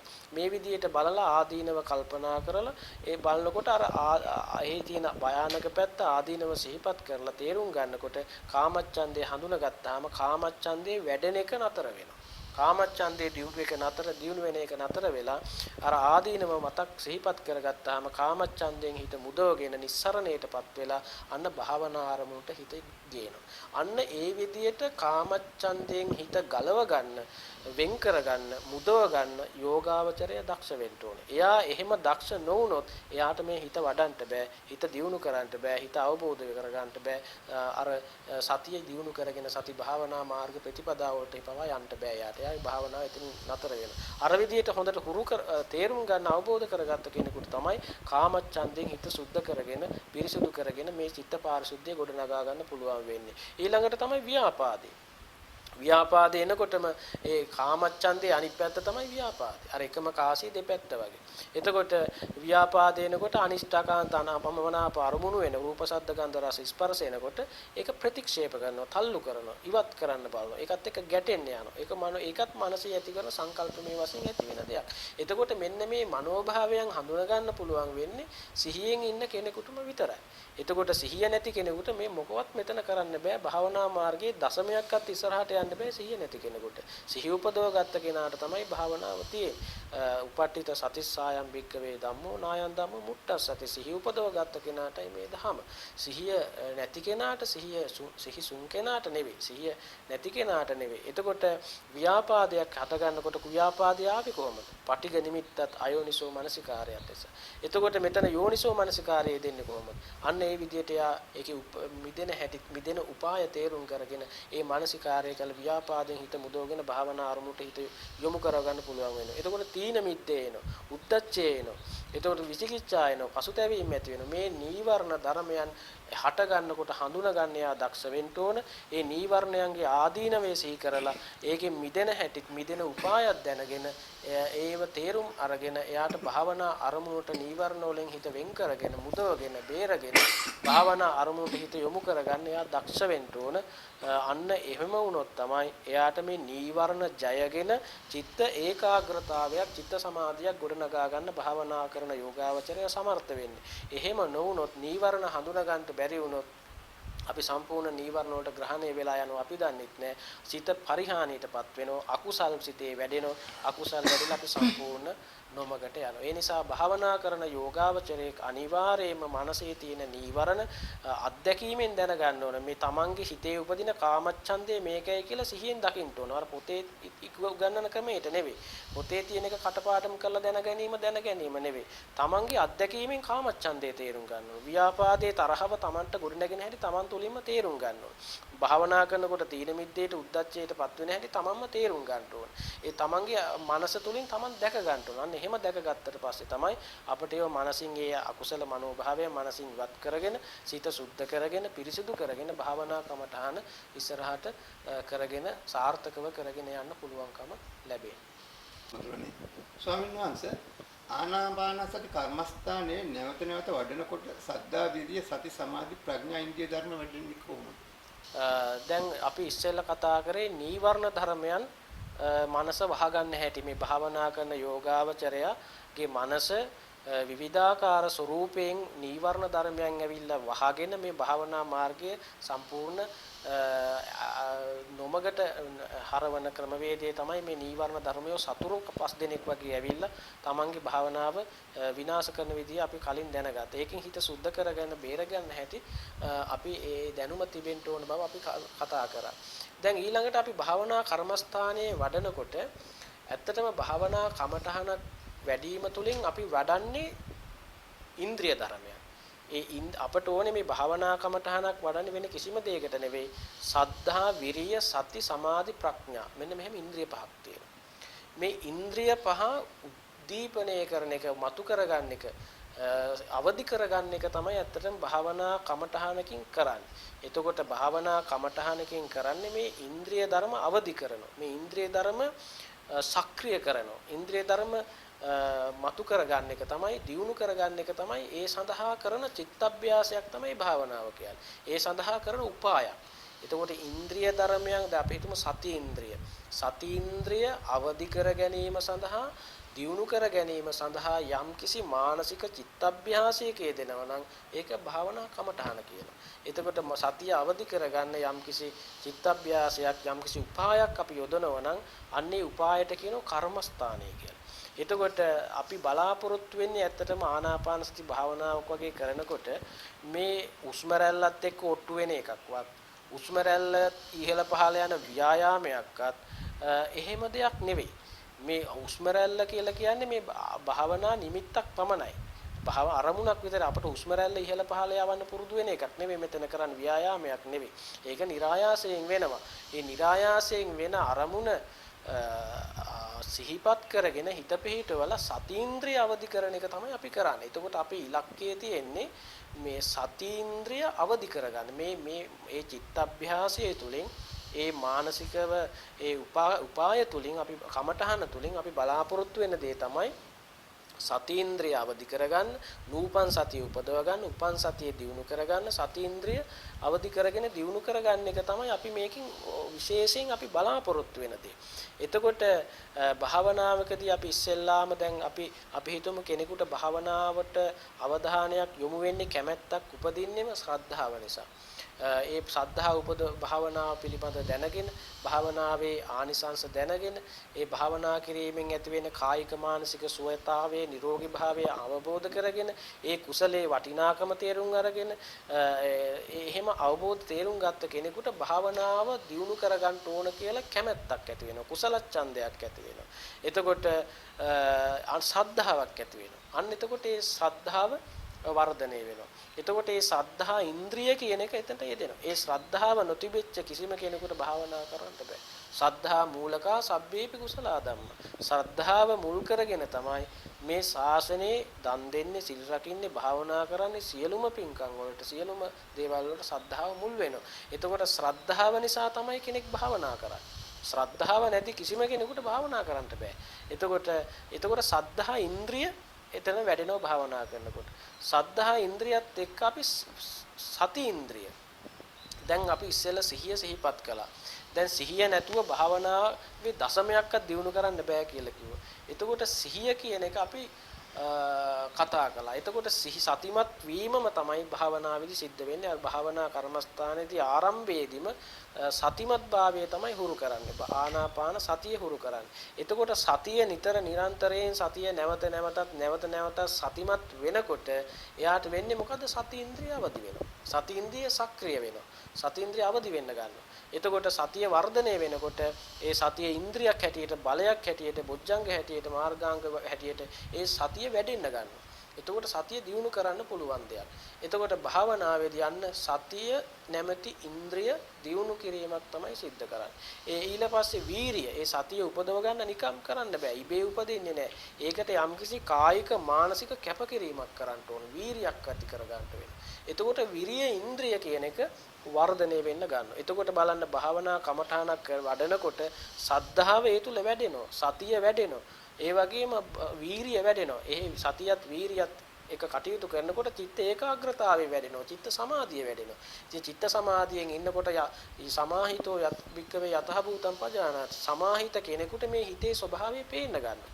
හිතේ තියෙන අකුසලයේ හැටියටත් කුසලයේ හැටියටත් මේ හිතේ දුක හැදෙන හැටි, දුක නැති වෙන හැටි, කෙලෙස් උපදින හැටි, කෙලෙස් නැති මේ සියලු දේවල් සමාහිත කෙනෙකුට නිශ්චල වුණු සිතකට පේන්න ගන්න. එතකොට ප්‍රඥාව වැඩෙනවා යාගේ. අන්න බලන්න. එතකොට භාවනා කමඨහනක් වඩනවා කියන්නේ එක පැත්තකින් එයා මේ ඉන්ද්‍රිය ශක්තිමත් කරන අභ්‍යාසයක තමයි යෙදෙන්නේ. ඉන්ද්‍රිය ශක්තිමත් කරන උපායක තමයි එයා නිරත වෙලා ඉන්නේ. එතකොට භාවනා කිරීමෙන් ඇත්තටම අපි කමඨහනක් තුල හිත නිතර නිරන්තරයෙන් නැවත හිත පිහිටවීමෙන් අන්තිමට වෙලා තියෙන්නේ මොකද්ද? සද්ධා, විරිය, සති, සමාධි, ප්‍රඥා කියන ඉන්ද්‍රිය ධර්ම ටික තමයි අනිත් පැත්තෙන් වර්ධනය වෙලා තියෙන්නේ. ඉන්ද්‍රිය ධර්ම ශක්තිමත් වෙන්න මොකද වෙන්නේ? නීවරණ ධර්මයේ ටික දුර්වල වෙනවා. නීවරණ ධර්ම කියන්නේ කාමච්ඡන්දාදී නීවරණ ඒවයි තියෙන බලය ශක්තිය හීන වෙන්න ගන්න ඉන්ද්‍රිය වැඩෙනකොට. එයා සතිය වැඩෙනකොට, වීරිය වැඩෙනකොට, සමාධි ප්‍රඥා වැඩෙනකොට, සද්ධා වැඩෙනකොට අනිත් පැත්තෙන් ඉන්ද්‍රිය ධර්මයන් ශක්තිමත් වෙනවා. ඉන්ද්‍රිය ධර්මයන් ශක්තිමත් වෙනකොට නීවරණයන්ගේ බලය ටික යටපත් වෙලා යනවා.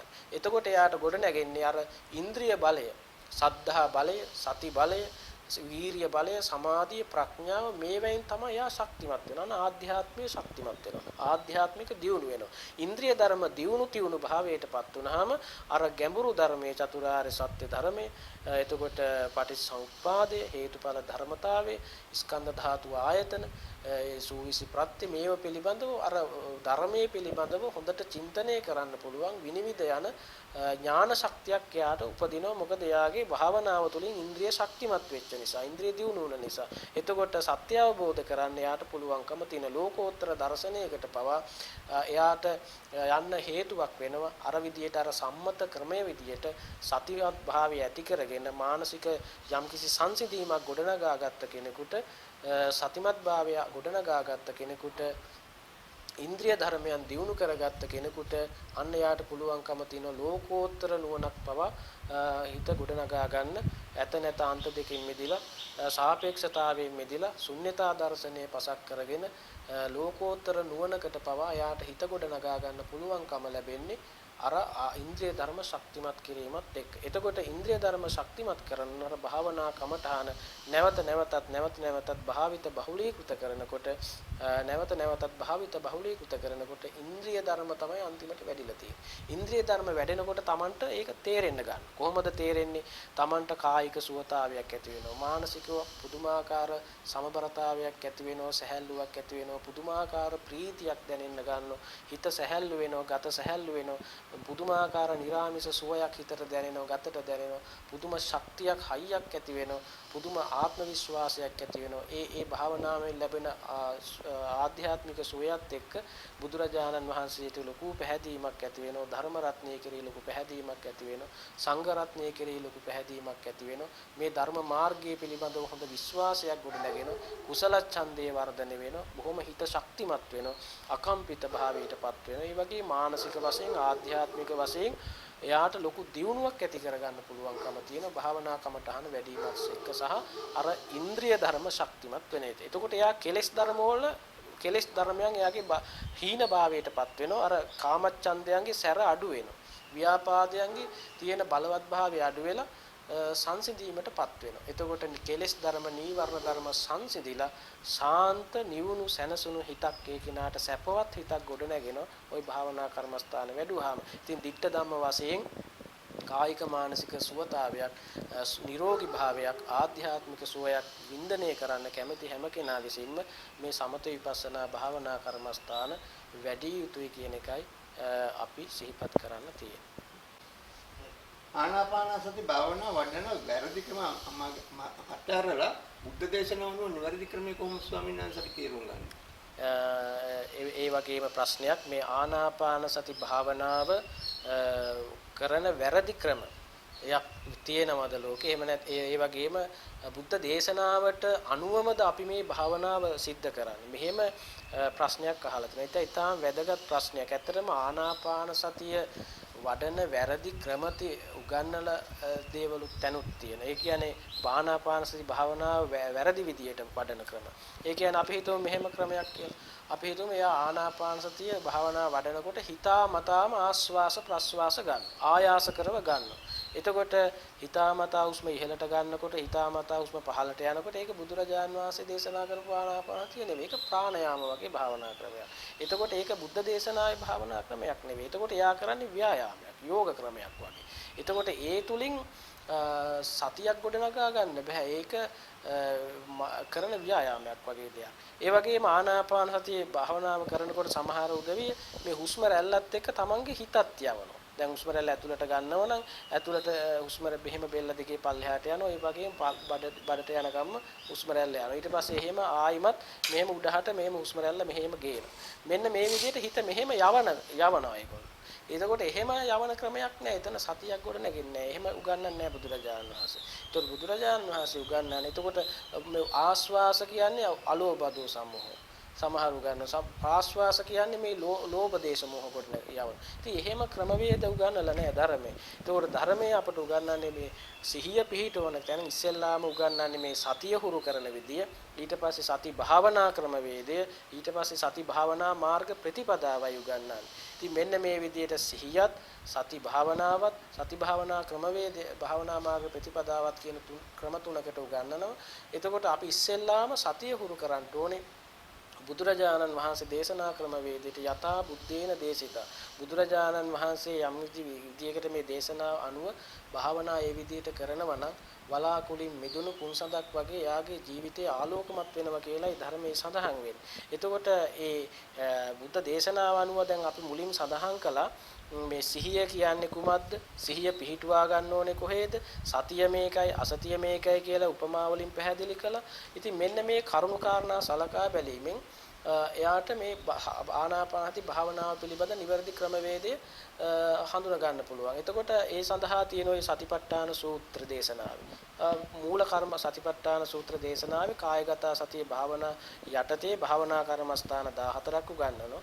එතකොට ඒකේ පළවෙනි භාවනා කර්මස්ථානයේ තමයි ආනාපානසති භාවනා කර්මස්ථානයේ. ඒකේ පියවර 16ක් තියෙනවා. එතකොට ආනන්ද සූත්‍ර, කිම්බිල සූත්‍ර, ආනාපාන සූත්‍ර, ගිරිමානන්ද සූත්‍ර මෙන්න මේ සූත්‍ර දේශනා අධ්‍යයනය කරන්න ඔබට මේ භාවනාව පිළිබඳ හොඳ අවබෝධයක් ලබා ගන්න පුළුවන්කම තියෙනවා. ඒ නිසා ඒ විදිහට තමන් මේ භාවනා මාර්ගයේ පිළිබඳව බුද්ධ දේශනාව අනුව හොයනවා නම් අන්න ඒ විදිහට අපට මේ බුද්ධ දේශනාවන් ඇසුරු කරලා ආනාපානසති භාවනාව පිළිබඳ බුදුරජාන් වහන්සේ දේශනා කරන ලද සූත්‍ර දේශනා. එතකොට මේ ආනාපානසති භාවනාවේදී තියෙන උපක්ඛිලේශ ස්වභාවය උගන්වන උපක්ඛිලේශ 18ක් විතර උගන්වනවා. එතකොට දැන් මේ ආනාපානසති භාවනාව කරනකොට සති නිමිත්ත තියෙන්න ඕන. ආස්වාස ප්‍රස්වාසයේ පිළිබඳව අධ්‍යනුවත් භව තියෙන්න ඕන. දැන් එතකොට අපි හිතමු තොල් දෙකට අවධානය යොමු කරගත්තා. එතකොට තොල් දෙකට අවධානය යොමු කරගෙන ඉන්නත් ඕන ආස්වාස ප්‍රස්වාස දෙක දැනගන්නත් ඕන. දැන් සමහර කෙනෙක් ආස්වාස ප්‍රස්වාස දෙක දැනගන්නව සති නිමිත්ත නැහැ. එතකොට වැරදි. සමහර සති නිමිත්ත තියෙනවා ආස්වාස ප්‍රස්වාස දෙක දනගන්නේ නැහැ. වැරදි. වැඩෙන්නේ නැහැ. සමහර ආස්වාසය දැනගන්නව ප්‍රාස්වාසය අතහැරෙනවා. වැඩෙන්නේ නැහැ. ප්‍රාස්වාසය දැනගන්නව ආස්වාසය අතහැරෙනවා. එහෙම වැඩෙන්නේ. ආස්වාස ප්‍රාස්වාස දෙක දැනගන්නව සති නිමිත්ත අතහැරෙනවා. එහෙම වැඩෙන්නේ නැහැ. එතකොට අන්න ඒ වගේ මේ භාවනා ක්‍රමවේදය හරියටම වැඩෙන්න නම් සති නිමිත්ත පිළිබඳවත් හොඳට සිහිය තියෙන්න ඕන. සති නිමිත්ත උපය ගන්නටත් ඕන. ඒ සතියෙන් ඉන්නකොට ආස්වාස ප්‍රස්වාස දෙක දැනගන්නත් ඕන. ඔන්න ඔය විදිහට මේ භාවනා බහුලීකృత කිරීම මත තමයි මේ සති ඉන්ද්‍රිය අවදි කරන්න පුළුවන්කම තියෙන. සතිය දියුණු කරන්න පුළුවන්කම තියෙන. එතකොට සතිය දියුණු කරගත්තට පස්සේ ඒක ඉස්සරහට අපි ආධ්‍යාත්මික වශයෙන් ඒක දියුණු වුණාට පස්සේ අපිට භාවනාව කියන එක අපහසුයක් නෑ. හොඳට හිතට හුරු වුණාට පස්සේ ඒක අපිට මේ හිත එකඟ කරගන්න එක භාවනාවට හිත යොමු කරගන්න එක ඉතාමත්ම පහසුවෙන් සිද්ධ වෙනවා. ඒකේ ආරම්භක අවස්ථාවේ ආධුනික කෙනෙකුට තමයි ටිකක් ඒ භාවනාවට හුරු වෙන්න ඕන නිසා අර දඩබ්බර මීහරකෙක් මෙල්ල කරගන්න ගියාම ඒක එකපාරටම කරන්න බෑ. එකපාරටම කරත්තේ බඳින්න නකුලේ බඳින්න බෑ. ඉතින් ඒ නිසා යම්කිසි ඒක හීලෑ කර ගැනීම සඳහා යම්කිසි විදියකට ආහාර අඩු කරලා ඒ යම්කිසි උපායක් යොදවන්න වෙනවා. එතකොට අන්න ඒ වගේ තමයි මේ හිත කමටහනට හුරු කරගන්නකොට ඒක ටික හුරු වෙලා මුලින්ම විනාඩි 10ක් විතර අපි මේක පුරුදු වෙනවා. ඊට පස්සේ විනාඩි එක කලක් පුරුදු වෙලා විනාඩි 15 කරනවා 20 පැය භාගයක් පැයක් දක්වා දික් කරගන්න. ඔහොම ටික ඒ කාලය වැඩි කරමින් ඒ සතිය හුරු වෙනකොට එදිනෙදා ජීවිතයට ඒ සතිය සම්බන්ධ කරගන්න. ප්‍රායෝගික ජීවිතය තුළ අපි සතිමත්ව හුරු වෙනවා. එතකොට එයාගේ ජීවිතයත් භාවනාවත් කියන එක එකක් වෙනවා. ජීවත් වෙනවා කියන්නේ භාවනා කරන එකම තමයි එතකොට ඒකේන. එතකොට ජීවත් වීමත් දෛනික කටයුතු කරන එකත් භාවනාවත් කියන එකත් වෙන් වෙන්නේ නැහැ ජීවිතෙන්. ඒ භාවනාවත් ඒකම යනවා සතිමත්ව. අන්නේ තැන දක්වා අපි අරගෙන එන්න පුළුවන් නම් අපිට භාවනාව කියන එක එදිනෙදා ජීවිතයට සම්බන්ධ කරගෙන කායික මානසික නිරෝගීතාවය රැකගෙන ආධ්‍යාත්මික සුවයක් වින්දනය කරගෙන ඊටාම ශාන්ත මනසක් හදාගෙන නිරෝගීමත් සිතකින් අපිට ජීවත් වෙන්න පුළුවන්කම ලැබෙනවා මේ භාවනාව ජීවිතයට ප්‍රායෝගික ජීවිතයට සම්බන්ධ කර ගැනීම. එතකොට ඒ ප්‍රශ්නය උනේ භාවනාවේදී මේ වැරදි ක්‍රම තියෙනවා නිවැරදි ක්‍රමවේදයක් දේශනා කරලා තියෙනවා. එතකොට වැරදි ක්‍රම කියන එක අර ඒ උස්ම රැල්ල හිතාමතා ගන්න එක. එතකොට ඒක වැරදි. එතකොට ඒ වගේ අර උපක්ඛිලේශෝ තියෙනවා. ආස්වාස වැටෙනවා ප්‍රස්වාසය වැටෙන්නේ නැතුව යනවා. සති නිමිත්ත වැටෙනවා ආස්වාස ප්‍රස්වාස අතහැරෙනවා. ආස්වාස ප්‍රස්වාස වැටෙනවා සති නිමිත්ත අතහැරෙනවා. අන්න එහෙම උපක්ඛිලේශ 18ක් තියෙනවා. අන්න ඒව තේරුම් ගත් ඒ උපක්ඛිලේශ වලට අහු වුණොත් තමයි අපට සිහිය වැඩෙන්නේ නැත්තේ. එතකොට ඒවට අහු නොවි අපි අර සති නිමිත්තෙන් ඉඳගෙන ආස්වාසයත් ප්‍රස්වාසයත් හොඳට හඳුනාගෙන ඒ තුනම ප්‍රකට වෙන විදිහට ඉන්ද්‍රිය ධර්ම වැඩෙන විදිහට අපිට මේ සතිමත් භාවය ඇති කරගෙන ආරම්භයේදී හොඳට සතිය හුරු වෙලා යන්න පුළුවන්කම තියෙනවා නම් ඇත්තටම භාවනාවෙන් අපිට ආධ්‍යාත්මයේ දියුණු කරගෙන ආධ්‍යාත්මික සුවයක් සැනසීමක් අපිට ළඟා කරගන්න පුළුවන්කම තියෙනවා. ස්වාමීන් වහන්සේ භාවනාදී වීර්ය කොහොමද සමවපවත්ත ගන්න අපේ ස්වාමීන් වහන්සේ? ඇත්තටමත් ඒකත් ඊටාම වටිනා ප්‍රශ්නයක්. වීර්ය කියන ධර්මතාවය අපි භාවනාවේදී අනිවාර්යයෙන්ම තිබෙන්න ඕන. විරියේන දුක්ඛං අච්චෙන්ත. වීරියෙන් තමයි මේ දුක ජය ගන්න පුළුවන් වෙන්නේ. તો වීරිය නැතුව කිසිම දෙයක ප්‍රගතියක් අභිවෘද්ධියක් ලබන්න බෑ. ඒ නිසා වීරිය කියන එක අපිට හැමතැනදීම වැදගත් වෙන එකක්. ලෞකික ජීවිතේ වුණත් ආධ්‍යාත්මික ජීවිතයක් වුණත් අධ්‍යාපනික දෙයක් වුණත් අපිට දියුණුවක් ලබන්න නම් අනිවාර්යයෙන් මෙයාට තියෙන්න ඕන සාධකයක් තමයි වීරිය කියන එක, කැපවීම කියන එක, අදිෂ්ඨානය කියන එක. ඒ කැපවීම, වීරිය, අදිෂ්ඨානය ඒ කාලසටහනකට අනුව ජීවත් වෙන බව, ඒ ඉලක්කයකට යන බව, අන්න ඒකේ ජීවිතයක තිබුණොත් තමයි ඒ ජීවිත ඕනම ශේස්ත්‍රයකින් සාර්ථකත්වයකටපත් වෙන්නේ. එතකොට භාවනාවේදීත් ආධ්‍යාත්මික වශයෙන් කමඨහනක් වඩනකොට වීරියෙන් තොරව වඩන කමඨහනක් නැහැ. එතකොට වීරියෙන් යම් කමඨහනක් වැඩෙනවා නම් අනිවාර්යයෙන්ම වීරිය තියෙන්න ඕන. දැන් ওই සතිපට්ඨාන සූත්‍ර දේශනාවේ හැම කමඨහනටම තියෙන එකක් තමයි ආතාපි සම්පජානෝ සතිම. ආතාපි කියන්නේ කෙලස් තවන වැර තියෙන්න ඕන, වීරිය තියෙන්න ඕන. වීරිය බුදුරජාන් වහන්සේ පුදුමාකාර විදියට විවිධාකාර විදියට උගන්වපු කාරණයක් තමයි විරිය කියන එක. ඒක ඉන්ද්‍රියක් හැටියට, බලයක් හැටියට, බොජ්ජංගයක් හැටියට, මාර්ගාංගයක් හැටියට තියෙනවා. සතර ආකාරයේ වීරියක් තියෙනවා. එතකොට ඒ චතු වීරිය උපන්නා වූ ලෝභ දේශ මොහ දුරු කිරීම පිණිස, නූපන්නා වූ ලෝභ දේශ මොහ නූපදවා ගැනීම පිණිස, උපන්නා වූ කුසල ධර්මයන් දියුණු වීම, නූපන්නා වූ කුසල ධර්මයන් අලෝභ දෝස සමෝහ කුසල උපදවා ගැනීම, මේ විදිහට වීරිය කියන එක ධර්මයේ පුදුම විදිහට සඳහන් දේශනා කරන දෙයක්. එතකොට භාවනා කමඨහන්ටත් ආතාපි කියලා සඳහන් වෙනවා කෙලස් තවන වීරිය. එතකොට මේ වීරිය කියන කාරණය නැතුව අපට කවදාකවත් මේ භාවනාවේ දියුණුවක් ලබා ගන්නට බෑ, දියුණුවක් සලස ගන්නට බෑ. ඒ නිසා වීරිය කියන කාරණය අපි ළඟ තියෙන්න ඕන දෙයක්. එතකොට මේ වීරිය වැඩි වුණොත් මොකද වෙන්නේ? දැන් කෙනෙක් අධික ලෙස වීරියක් ගන්නව කමට. එතකොට හිත යාට භාවනා අරමුණට යොමු කර ගන්න බෑ, හිත විසිරෙන්න ගන්නවා. වීරිය වැඩි වුණොත් මොකද වෙන්නේ? හිත විසිරෙනවා. වීරිය අඩුවෙන් යොමු කරනවා. වීරිය අඩුවෙන් යොමු කරාට පස්සේ මොකද වෙන්නේ? අන්න සිත තීන මිද්දේටපත් වෙනවා, උද්දච්චයටපත් වෙනවා, සිත ඇකිලීමටපත් වෙනවා, සිත පසුබසිනවා. එතකොට වීරිය අඩු වුණොත් සිතේ තීන මිද්දේටපත් වෙනවා, උද්දච්චයටපත් සිත ඇකිලීමටපත් වෙනවා. වීරිය බලවත් වුණොත් මොකද වෙන්නේ? උද්දච්චයටපත් වෙනවා. එතකොට වීරිය අඩුවෙන් පවත්වන්නත් බෑ, වීරිය වැඩියෙන් පවත්වන්නත් බෑ. වීරිය සමතාවයකටපත් කරන්න ඕනේ. ඒ වීරියට කියන්නේ ධර්මයේ පග්ඝහ නිමිත්ත කියලා. වීරියට හිතන්න ඕන.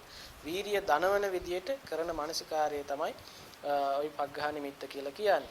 එතකොට මේ වීරිය සමතාවයටපත් වෙන උපමාවක් දේශනා කළොත් අපි හිතමු යම්කිසි ලිස්සන යමක් අපි අතින් ගන්න ගියොත් කොහොමද වෙන්නේ? අපි හිතමු යම්කිසි බෝලයක් වගේ දෙයක් ලිස්සන යමක් තියෙනවා. අපි ඕනට වැඩි ඇඟිලි තද කරලා ඒක අල්ල ගන්න ගියොත් මොකද වෙන්නේ? අපිට ඒක ගන්න බෑ. ඒක ලිස්සලා යනවා. ඕනට වැඩි බුරුලෙන් ඒක ගන්න ගියොත් ඒත් අපිට ඒක ග්‍රහණය කරගන්න බෑ, අල්ල ගන්න බෑ, අතහැරෙනවා. එතකොට අපිට අර ලිස්සන දේ ඊටාම මධ්‍යස්ථ වීරියක් යොදලා ඒක ග්‍රහණය කරන්න ගත්තාම ඒක අපිට හසු කරගන්න පුළුවන් වෙනවා. අන්න ඒ වගේ තමයි හිතත්. හිතත් අපට ඕනට වැඩි දැඩි වීරියකින් හිත යොමු කරගන්න ගියොත් හිත ඇතහැරෙනවා, අල්ල ගන්න බැරුව යනවා. ඒ හිත අඩුවෙන් වීරිය යෙදුනොත් ඒ හිත ඒත් අපට අතහැරෙනවා, නීතින මිද්දේටපත් වෙනවා. එතකොට ඒ නිසා අපි මධ්‍යස්ථ වීරිය යොදන්න ඕනේ. ඒක කායික වශයෙන්, මානසික වශයෙන් ඒ මධ්‍යස්ථ වීරියක් අපි පවත්වා ගන්න. ඒ වීරිය මධ්‍යස්ථව පවත්වන්නේ යෝනිසෝ මනසිකාරය. වීරිය නැති වුනහම වීරිය උපදව ගන්න ඕන අපි යම් මනසිකාරයක් කරලා වීරිය දනවන විදිහේ මනසිකාරයකින් වීරිය උපදවන්න ඕන. වීරිය වැඩි නම් වීරිය අපි උපේක්ෂා නිමිත්ත, සමාධි නිමිත්ත සිහිපත් කරලා වීරිය අඩු කරන්න ඕන. එතකොට අන්න වීරිය අවශ්‍ය ප්‍රමාණයට භාවනා කර්මස්ථානයේ නොකැඩී ඒ දිගට පවත්වාගෙන යන විදිහට මධ්‍යස්ථ වීරියක් යොමු කරලා ඒක පවත්වාගෙන යනවා. ඒක ධර්මයේ සඳහන් වෙන්නේ ওই දස කුසලතා තුල ඉන්ද්‍රිය කුසලතා කියලා සඳහන් වෙන්නේ. ඉන්ද්‍රිය කුසලතාවය කියන එක යෝගාවචරයේකට තියෙන්න ඕන. සද්ධාව නැත්තම් සද්ධා උපදව ගන්න. වීරිය නැත්තම් වීරිය උපදව ගන්න. සමාධි නිමිත්තක් සමාධිය නැත්තම් සමාහිත කරගන්න හැටි. එතකොට ප්‍රඥා උපදව ගන්න හැටි. වීරිය වැඩි නම් වීරිය අඩු කරගන්න. මේ ඉන්ද්‍රිය ධර්මයන් බැලන්ස් කරගන්න, මධ්‍යස්ථ කරගන්න, සමව පවත්ව ගන්න ඒ යෝගාවචරයේ දක්ෂ වෙන්න ඕනේ. මේ වීරිය ඒ ඉන්ද්‍රිය ධර්මයන් සමතාවයකටපත් කරගන්න යෝනිසෝ මනසිකාරය. එතකොට යෝනිසෝ මනසිකාරයෙන් තමයි භාවනාවට යෝග්‍ය විදියට ඉන්ද්‍රිය ධර්මයන් මධ්‍යස්තව පවත්වාගෙන භාවනා කමඨාන දිගින් දිගට අරගෙන යන නිසා වීරිය සම්බන්ධවත් අපි මධ්‍යස්තව වීරිය යොමු කළ යුතු වෙනවා. එතකොටයි මේ භාවනා කර්මස්ථානයේ දිගට කරගෙන යන්න පුළුවන්කම තියෙන්නේ. භාවනා කර්මස්ථානයක් වඩන්න ආරම්භ කරන විට අපි මුලින්ම සති නිමිත්ත උපදව ගන්න කොහොමද? සති නිමිත්ත තෝරගන්න. සති නිමිත්ත පිළිබඳව උපදවාගෙන තමයි අපි භාවනාවට ප්‍රවේශයක් ගන්න. එකපාරටම වාඩි වෙලා ආස්වාස ප්‍රස්වාස මෙනෙහි කරන්න යන්නේ නැහැ. අපි ඉස්සෙල්ලා වාඩි වෙලා භාවනාර පූර්ව කෘත්‍ය ආදී සිද්ධ කරලා අපි භාවනා ඉරියව්වෙන් නිවැරදි ඉරියව්වෙන් වාඩි වෙලා දෙයස් අඩවන් කරගෙන වම් අතට දකුණු අත තියාගෙන අපි පරිමුඛං සතින් උපට්ඨපෙත්වා සිහිය අභිමුඛව පවත්ව ගන්න. එතකොට නාසිකාවේ අග හරි තොල් දෙක මත හරි තමන්ට පහසු විදියකට සතිය පිහිටව ගන්න අරමුණු කර ගන්න. ඒක තමයි සති නිමිත්ත කියලා. එතකොට වර්තමානෙට හිත ගන්න එක තමයි සති නිමිත්තෙන් කරන්නේ. එතකොට සති නිමිත්තෙන් හිත වර්තමානෙට ගන්නේ නැතුව අපිට භාවනා කමටහනක් ප්‍රකට කරගන්න බෑ. දැන් සති නිමිත්ත නැතු වුනහම මොකද වෙන්නේ? අතීතයේ හිත තියෙන්නේ. අනාගතයේ හිත තියෙන්නේ. බාහිර අරමුණු තමයි අපි මෙනෙහි කරන්නේ. එතකොට අතීතයට අනාගතයට බාහිරයට හිත දුවනකොට අතීත අනාගත බාහිරයට හිත දුවනකොට අපිට වර්තමානයේ හිත නැහැ. වර්තමානයේ හිත ගන්නෙ නැතුව අපිට භාවනා කමඨානකට යන්න පුළුවන් කමක් නැහැ. එතකොට වර්තමානයේ හිත ගැනීම සඳහා අපි කරන උපාය තමයි සති නිමිත්ත.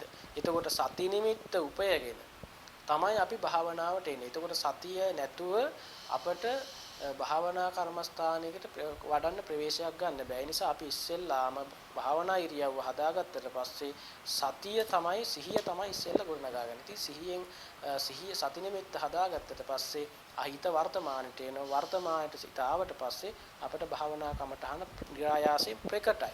ඒ ප්‍රකට වෙන ස්වභාවයෙන් ප්‍රකට වෙන භාවනා කර්මස්ථානයේ තමයි අපි සතිමත් භාවයේ තියෙන්නේ. එතකොට එතන අපිලාපන සතිය, උපගන්නන සතිය කියලා එහෙම තියෙනවා. එතකොට සතිය උපදව ගත්තට පස්සේ අර බාහිර අරමුණු වලට හිත විසිරෙන්නේ නැහැ. එතකොට අපිලාපන ලක්කන සතිය තියෙනවා. හිත බාහිරට නොවිසිරෙන ගතිය, හිත බාහිර අරමුණු සිහි කරන්නේ නැති ගතිය, අපිලාපන ස්වභාවය. ඒ භාවනා අරමුණ වර්තමානයේ හිත ගත්තට පස්සේ සති නිමිත්ත උපය ගත්තට පස්සේ ස්වභාවයෙන් භාවනා අරමුණ ප්‍රකට වෙනකොට උපගන්නන සතිය කියලා කියන එන්න මේ විදිහට සතිමත් භාවය ගොඩනගාගෙන තමයි අපි භාවනා කර්මස්ථානයේ වඩන්න ඕනේ. ඒ නිසා සතිය හදාගන්න නැතුව ප්‍රවේශයක් ගන්න යන්න එපා කවදාකවත්. ඒ නිසා අපි භාවනාවට ප්‍රවේශයක් ගන්නකොටම සිහිය තමයි අපි ආවර්ජනා කරලා මේ සතිමත් භාවයෙන් යුක්ත වෙන එක තමයි අපි ප්‍රෙස්සෙල්ලාම කරන්න ඕනේ. සතිය පෙරටු කොටගෙන තමයි සතිය පෙරටු කොටගෙන තමයි අපි භාවනා කර්මස්ථාන වඩන්නට සූදානම් වෙන්න ඕනේ. ස්වාමීන් වහන්සේ සතිපට්ඨාන සූත්‍ර දේශනාවේ ආනාපාන සති භාවනාව පියවර 16කින්ම නිවන දක්වා ගමන් කරන ආකාරය පැහැදිලි කරලා තියෙනව නේද? මේක ඊටාම පුළුල් ප්‍රශ්නයක්. ඒක විස්තර කරන්න ගියොත් පැයක් විතර යනවා. එතකොට ඊටත් වැඩි වෙන්න පුළුවන්. මොකද ඒක ලොකු විස්තරයක්. ඒකද පියවර 16කින් සඳහන් වෙන එක. ඒ කියන්නේ සෝ සතු ආස්ස සති සතු පස්ස සති දීගං වාස සන්තෝ දීගං ආස්ස සාමිති පජාන පස් රස්සං වාස සන්තෝ එහෙම තියෙනවා 16 විදිහකට. අපි යෝග කෙටියෙන් විස්තරයක් කරගෙන ගියොත් දැන් සිහියෙන් ආස්වාස කරනවා ප්‍රාස්වාස කරනවා. එතකොට සෝ සතෝ ආස්ස සති සතෝ පස්ස සති. එතකොට එතකොට ඒ සතිමත් භාවයේ හුරු වෙනකොට එයාට දැනනවා දැන් සතිය කියන එක දීර්ඝ වශයෙන් ආස්වාස වෙනවා. දීර්ඝ වශයෙන් ප්‍රාස්වාස වෙනවා. අන්න එතකොට දීගං වාසසන්තෝ දීගං වා පස්සසන්තෝ. ඊට පස්සේ කෙටි ආස්වාස කෙටි ප්‍රාස්වාස රස්සං වාසසන්තෝ රස්සං වා පස්සසන්තෝ. එතකොට කෙටි ආස්වාසයක් වෙනකොට ආස්වාසයේ කොට වුණාට පස්සේ ආස්වාසයේ කෙටි බව දැනගන්න. ප්‍රාස්වාසයේ කෙටි වුණාට පස්සේ කෙටි කියලා දැනගන්න. ඒක හිතාමතා දීර්ඝ කෙටි කරනව නෙවෙයි. අර ස්වභාවයෙන් ඉහළ පහළ යන උස්ම රැල්ල දීර්ඝ වෙනකොට දීර්ඝ වෙන බවත් ස්වභාවයෙන්ම කෙටි වෙනකොට කෙටි වෙන බවත් එයාගේ සිහියට අසු වෙනවා. එතකොට තමයි එයා දැනගන්නේ දැන් ආස්වාසයේ දීර්ඝ වුණා ප්‍රාස්වාසයේ දීර්ඝ වුණා. ආස්වාසයේ කෙටි වුණා ප්‍රාස්වාසයේ දීර්ඝ කෙටි වුණා. එතකොට ඒකත් එහෙම තවදුරටත් එයාගේ සිහිය වර්ධනය වෙනකොට අන්න එතකොට තේරෙනවා එයාට සබ්බකාය පටිසංවේදී අස්ස සිස්සාමේ සික්කති පස්ස සිස්සාමේ සික්කති. මේ ආස්වාස ප්‍රාස්වාස කයම යාට ප්‍රකටයි ආරම්භ වෙන හැටි ආස්වාස ප්‍රාස්වාස ආස්වාසයේ මුල ආස්වාසයේ මැද ආස්වාසයේ අග මේ ආස්වාස උස්මරල්ලේ ප්‍රාස්වාස උස්මරල්ලේ මුල මැද අග කියන හොඳට ප්‍රකට වෙනවා. හොඳට ආස්වාස ප්‍රාස්වාස මුල මැද අග හොඳට ප්‍රකටයි. අන්න එතකොට සබ්බකාය පටිසංවේදී මේ ආස්වාස ප්‍රාස්වාසයත් එක්තරා කයක් කියලායි ධර්මයේ සඳහන් වෙන්නේ. ඒ මුළු කයම මුලැමැදාග හොඳට ප්‍රකට වෙනවා. ආරම්භ වෙන හැටි, මැද අවස්ථාව, අවසන් වෙන හැටි හොඳට ප්‍රකටයි. අන්න එතකොට එයාගේ හොඳට සිහිය දියුණු වෙලා. එතකොට යම් තරමක් දියුණු. එතකොට පස්සම්බයං කාය සංකාරං අස්ස සිස්සාම සීකති පස්ස සිස්සාම සීකති. එතකොට එහෙම දැනගන්නකොට එයාගේ නීවරණ සංසිඳෙන්න ගන්නවා ටික ටික. අර නීවරණ වල තියෙන සැර බව, තද බව, ගොරෝසු බව අඩු වෙලා සිත සියුම් වෙන්න ගන්නවා, සංසිඳෙන්න ගන්නවා. එතකොට මුළු ආස්වාස ප්‍රාස්වාසම කය දැනගැනීමෙන් ඒ ආස්වාස ප්‍රාස්වාස කරනවා. ඒකම සංසිඳීමකුත් තියෙනවා. ඊට පස්සේ යාගේ ඒ කායගත සති අවස්ථාව. ඊට පස්සේ යාට එහෙම නීවරණ සංසිඳනකොට ප්‍රීතිය උපදිනවා. සිතේ ප්‍රීතිය යන පීති පටිසංවේදී. සිතේ ප්‍රීතිය උපදිනකොට කායික සැහැල්ලුව ඇති වෙන පස්සද්ධිය සුඛ පටිසංවේදී කියන. එතකොට චිත්ත සංකාර පටිසංවේදී ඒ සංඥාවත් වේදනාවත් යාය චිත්ත සංකාරයට දැනනකොට චිත්ත සංකාරය දැනගෙන එයා ආස්වාස කරන ප්‍රාස්වාස කරනවා. ඊට පස්සේ සංසිඳීමක් ඇති වෙනවා. එතකොට චිත්ත සංකාර පටිසංවේදී පස්ස සිස්සාමි සික්කති පස්සම් බයං චිත්ත සංකාරං අස්ස සිස්සාමි සික්කති පස්ස සිස්සාමි සික්කති. එතකොට එයාගේ ඒ චිත්ත සංකාර දැනගැනීමෙන් තවදුරටත් නීවරණ සංසිඳීමටපත් වෙනවා, සහැල්ලු භාවයටපත් වෙනවා. ඊට පස්සේ යාට සිත ප්‍රකට වෙනවා චිත්ත පටිසංවේදී.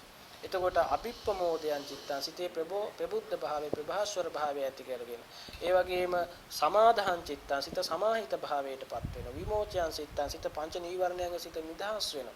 ඒ අන්න එතකොට ඒ ඊළඟට යාට අනිත්‍ය වැටහෙනවා. ඒ ආනාපානසති භාවනාවත් එක්ක ගොඩනගෙන දැන් යාට රූපේ ප්‍රකට වුණා, වේදනාව, සංඥාව, සංකාර, විඥානේ ප්‍රකටයි. එතකොට මේ පංචස්කන්ධයේ අනියත භාවයේ විරාගී වෙන හැටි, නිරෝධයට යන හැටි, පටිනිස්සග්ගානුපස්සී ඒවා දුරින්ම දුරුභාවයටපත් වෙන හැටි, නිදහස් වෙන හැටි එයාට වැටහෙන්න ගන්න විපස්සනා පැත්ත. මෙන්න මේ විදිහට අර මේ ඊටාම කෙටියෙන් සරලව පැහැදිලි කරේ. එතකොට මේ එකින් එක පැහැදිලි කරන්න ඕනේ. මේව දැන් මෙතන ආනාපානසති භාවනාවත් එක්ක සතිපට්ඨානෙ වැඩෙන්නේ. සතිපට්ඨානයත් එක්ක සත්ත බොජ්ජංග වැඩෙන්නේ. බොජ්ජංගයත් එක්ක විද්‍යා විමුක්ති පහත් ගොඩ නැගෙන්නේ. එතකොට මෙන්න මෙහෙම ක්‍රමවේදයක් තියෙනවා මේකේ. ඉතින් මෙන්න මේ විදිහට මේ ආනාපානසති භාවනාව නිවන දක්වාම වඩනවා. ආනාපානසති භාවනාවේ ලෞකික වශයෙන් ධ්‍යාන හතරක් තියෙනවා. රූපාවචර ධ්‍යාන හතරම ලබන්න පුළුවන්. එතකොට ලෝකෝත්තර වශයෙන් නිවන දක්වාම දිවෙන භාවනා කර්මස්ථානයක් මූල කර්මස්ථානයක්.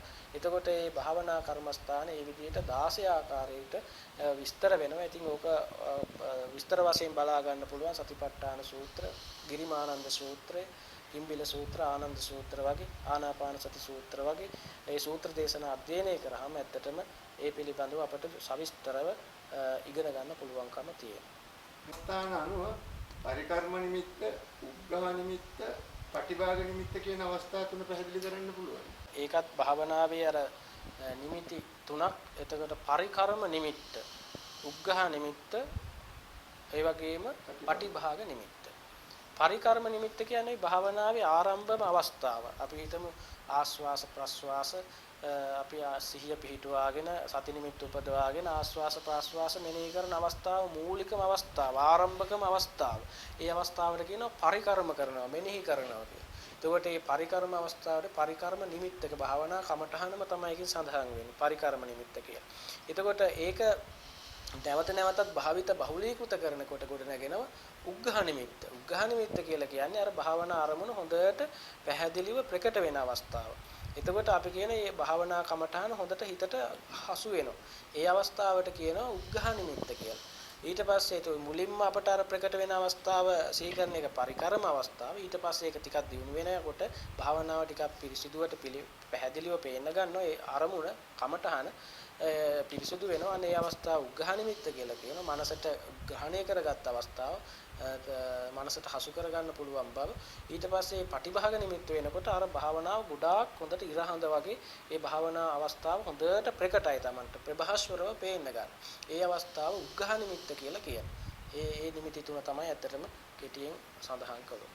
එතන ස්වාමීන් වහන්සේ මේ කර්මස්ථාන අනුව පරිකර්ම සමාධිය, උපචාර සමාධිය, අපර්ණා සමාධිය යන සමාධි තුන පැහැදිලි කරන්න පුළුවන්ද? ඔව්. ඒ විස්තර කරපු තැන්වලම ගොඩ නැගෙන සමාධි ඉස්සෙල්ලාම පරිකර්ම සමාධිය.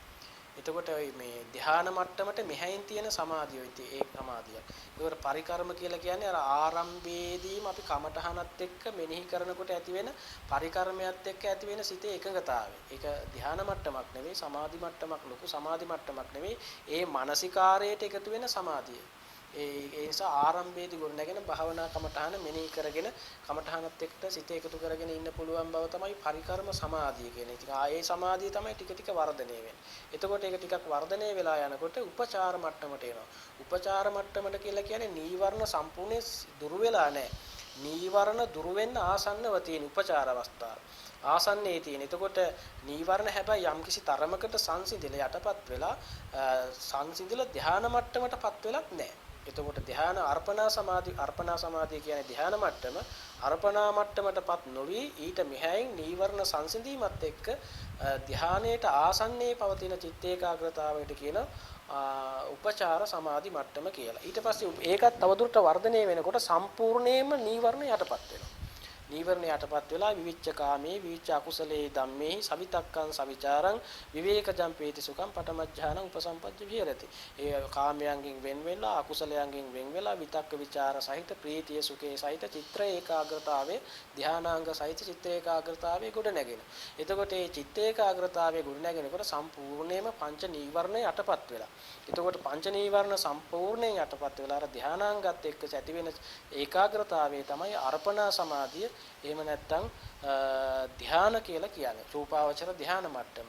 එතකොට පරිකර්ම සමාධිය කියන්නේ භාවනා ආරම්භක අවස්ථාවේ මෙනි භාවනා කමඨහන මෙනෙහි කරනකොට ඇති වෙන චිත්ත එකඟතාවය. ඒක තවදුරටත් වර්ධනය වුණාම සමාධි උපචාර අවස්ථාව ධ්‍යාන මට්ටම තමයි අර්පණා කියලා කියන්නේ. එතකොට ඔන්න ඒ විදිහට සමාධියත් අපිට භාවනාව දියුණු කරගෙන යනකොට ওই විදිහට සමාධියත් අවස්ථා තුනකදී ඔය ආකාරයට ගොඩ නැගෙන බව බණ පොතේ සඳහන් වෙනවා. භාවනා වැඩසටහන පැයකමාරක් විතර භාවනා ධර්ම සාකච්ඡාව පැයකමාරක් විතර කාලයක් අපි සාකච්ඡා කරා. ඊටාම වටිනා ප්‍රශ්න පෙළක් අපි සාකච්ඡා කරා. ඇත්තටම මෙහෙම දැනුමක් ඇති වුණොත් තමයි යාට භාවනාවකට ප්‍රවේශයක් පවා ගන්න පුළුවන් වෙන්නේ. එහෙම නැතුව අපි යමක් නොදැන අපි යමක් කරනවා නම් අපි කරන දේ පිළිබඳවත් අපට අවබෝධයක් තියෙන්න ඕනේ. එහෙම නැතුනොත් අපි කරන දේ පිළිබඳව අපිට අවබෝධයක් නැතුනොත් අපි කරන්නේ හරි දේද වැරදි දේද කියන එකවත් අපට විනිශ්චයක් නැති වෙනවා. ඒ නිසා මේ වගේ කමඨහන් අනුශාසනාවක් ශ්‍රවණය කරලා ඒ භාවනා මාර්ගය පිළිබඳව මුලැමැදාග හොඳ දැනුවත්භාවයක් ඇති කරගෙන ඒ දැනුවත්භාවයේ පරිබෝධයක් වෙන්නේ නැහැ. එයාට ඒ දැනුවත්භාවය හොඳට ඒ මාර්ගය පිළිබඳව දැනගෙන ගියොත් අපි අතරමං වෙන්නේ නැහැ. ඒ නිසා එහෙම දැනුමක් අවශ්‍යයි. මුළු ත්‍රිපිටකයම දැනගන්න ඕනේ නෑ. ඒ භාව සමාධියට අවශ්‍ය කමඨහනට වඩන්ට අවශ්‍ය කරන අර මූලික දැනුම ඒක අවශ්‍යයි. ඒ දැනුම උපදවගෙන ඒ භාවනාවට යොමු වෙනවා නම් ඇත්තටම එයාට පහසුවෙන් නිරුපද්‍රිතව ඒ භාවනා කමඨහන් වඩ아가ගෙන යන්න පුළුවන්කම තියෙනවා. ඉතින් අද අපි කාලය තුල මේ වටිනා ප්‍රශ්න ටිකක් එක්ක අපි මේ භාවනා මාර්ගය පිළිබඳව අපේ ශක්ති පමණෙන් අපේ නිවැරදි දැනුමක් ගොඩනගා ගන්න අවබෝධයක් ඇති කරගන්න අපි උත්සාහවත් වුණා.